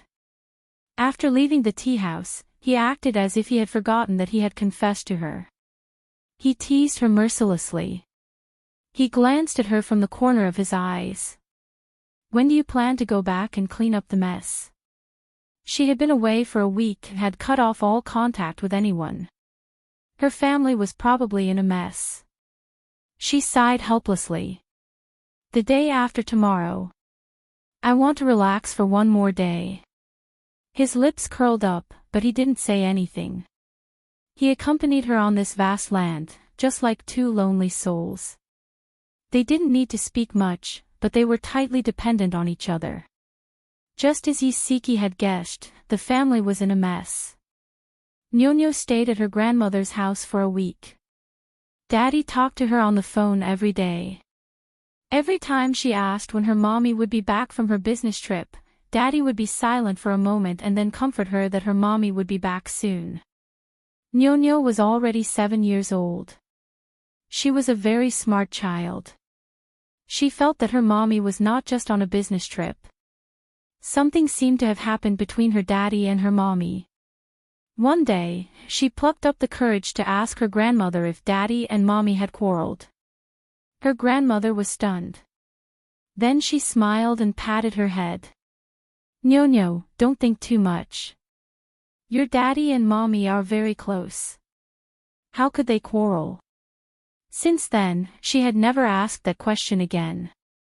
However, she still felt uneasy. Why wasn't her mommy back yet? Nyonyo was not the only one feeling uneasy. Isiki's mother, Zhou Rongfang, was also uneasy. Her daughter said that she was on a business trip and had not called for a week. This was not normal at all. Zhou Rongfang could not help but call Lin Shihao and ask him all the questions in her heart. Shihao, tell me the truth. Did you quarrel with Siki? Her business trip was also fake. Did she run away from home? Otherwise, why hasn't she contacted us for so long? Lin Shihao was speechless. He did not know how to explain it to her. Shihao, say something. Lin Shihao's Adam's apple bobbed a few times. His voice was hoarse. Mom, this is a little complicated. When Siki comes back, I will definitely give you an explanation. Mom, I still have a patient here. It's not convenient for me to say more. I'll hang up first. He hung up the phone in a panic. Siki, where are you? Do you really have the heart to abandon me and Nyonyo? He slumped against the back of the chair, facing the empty office. It was as if there was a big hole in his heart, and the cold wind blew in, making him feel cold all over. His phone suddenly rang. Jiang Rulan. Shihao, why didn't you come back last week? Lin Shihao pinched the space between his eyebrows.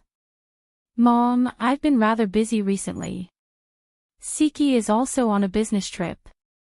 We'll go over to see you after we're done with our work. Jiang Rulan sounded displeased. Siki is on a business trip. Did she start working again? When?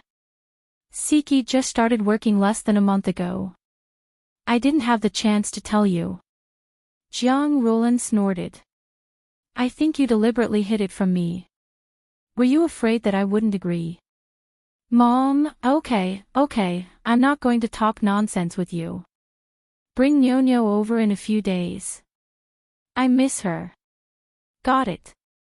After ending the call, Lin Shihao stared at the photo on his phone. In the photo, Siki was hugging Nyonyo and sitting on the lawn. The mother and daughter were smiling brightly. His eyes welled up with tears. He suddenly tightened his grip on his phone, stood up abruptly, and rushed out of the office. Bai Meiwei's office happened to have no patients.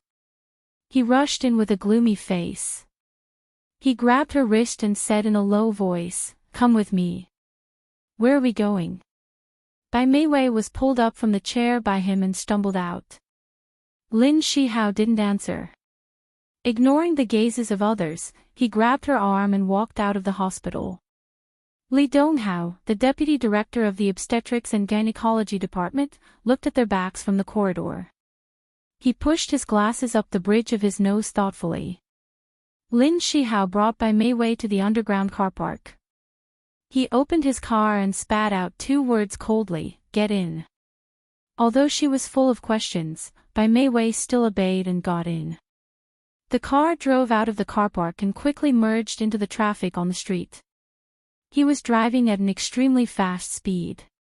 His thin lips were tightly pursed, and his expression was extremely ugly. His entire body exuded a cold aura.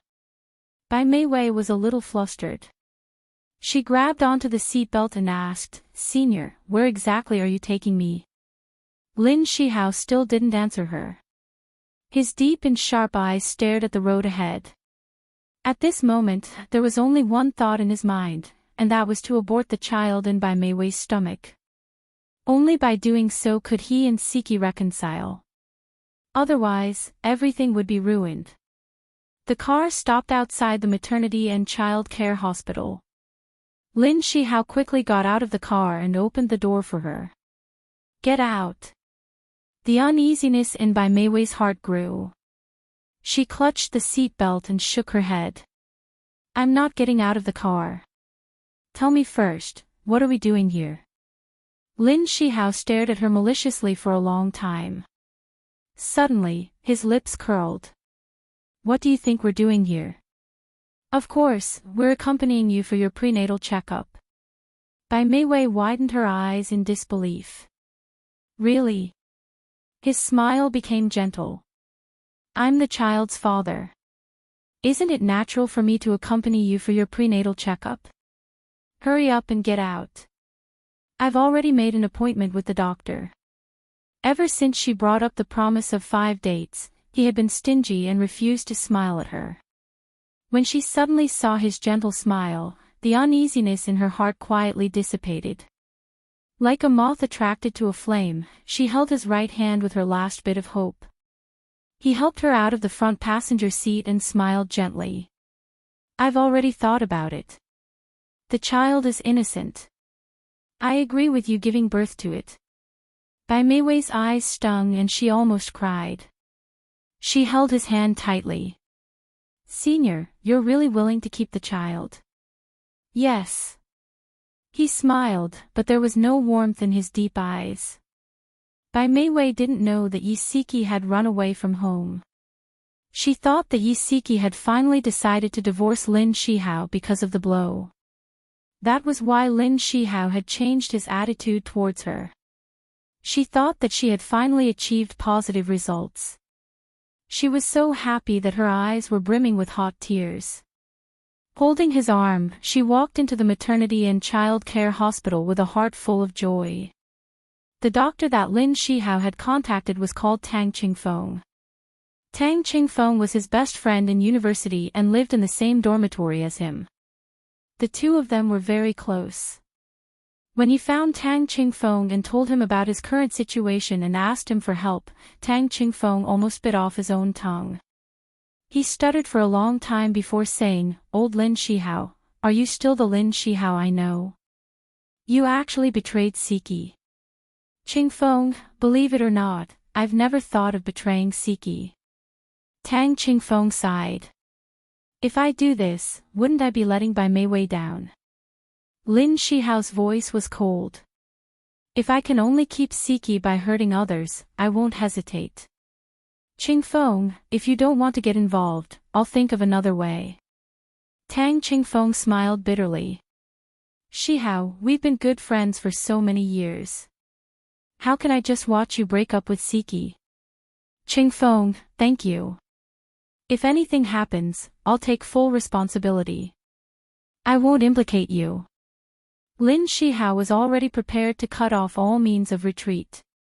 Just like that, Lin Shihao and Tang Qingfeng made an appointment for the surgery. When Lin Shihao brought Bai Mei Wei to Tang Qingfeng's office, he was already prepared. He gave Lin Shihao a look. Lin Shihao smiled and said to Bai Mei Wei, "Mei Wei, this is Dr. Tang. He'll examine you. I'll wait for you outside." Bai Mei Wei grabbed his hand. "Stay with me." Lin Shihao's smile didn't change. He gently pushed her hand away. "I'll wait for you outside." Be good. It was the first time he spoke to her in such a doting tone. Her heart softened. She pursed her lips and smiled. All right then. You have to wait for me. Lin Shihao smiled and nodded. Tang Qingfeng did the usual ultrasound for her. Miss Bai, the child is very healthy. However, I still need to do a further examination on you. Please lie down on this bed.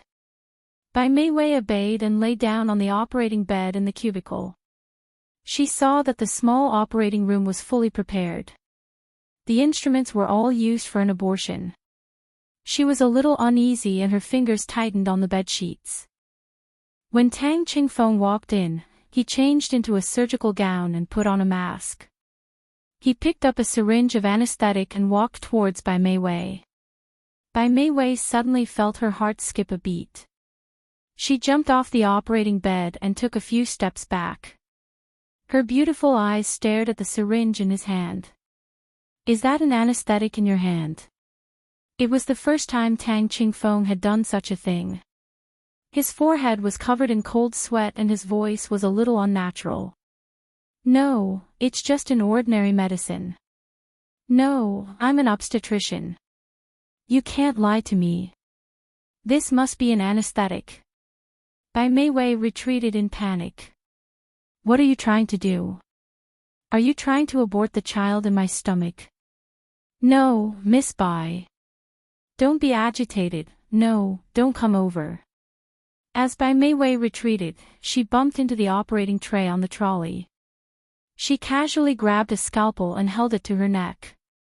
Go away. I don't believe you. Whether it's a checkup or an operation, I don't need it.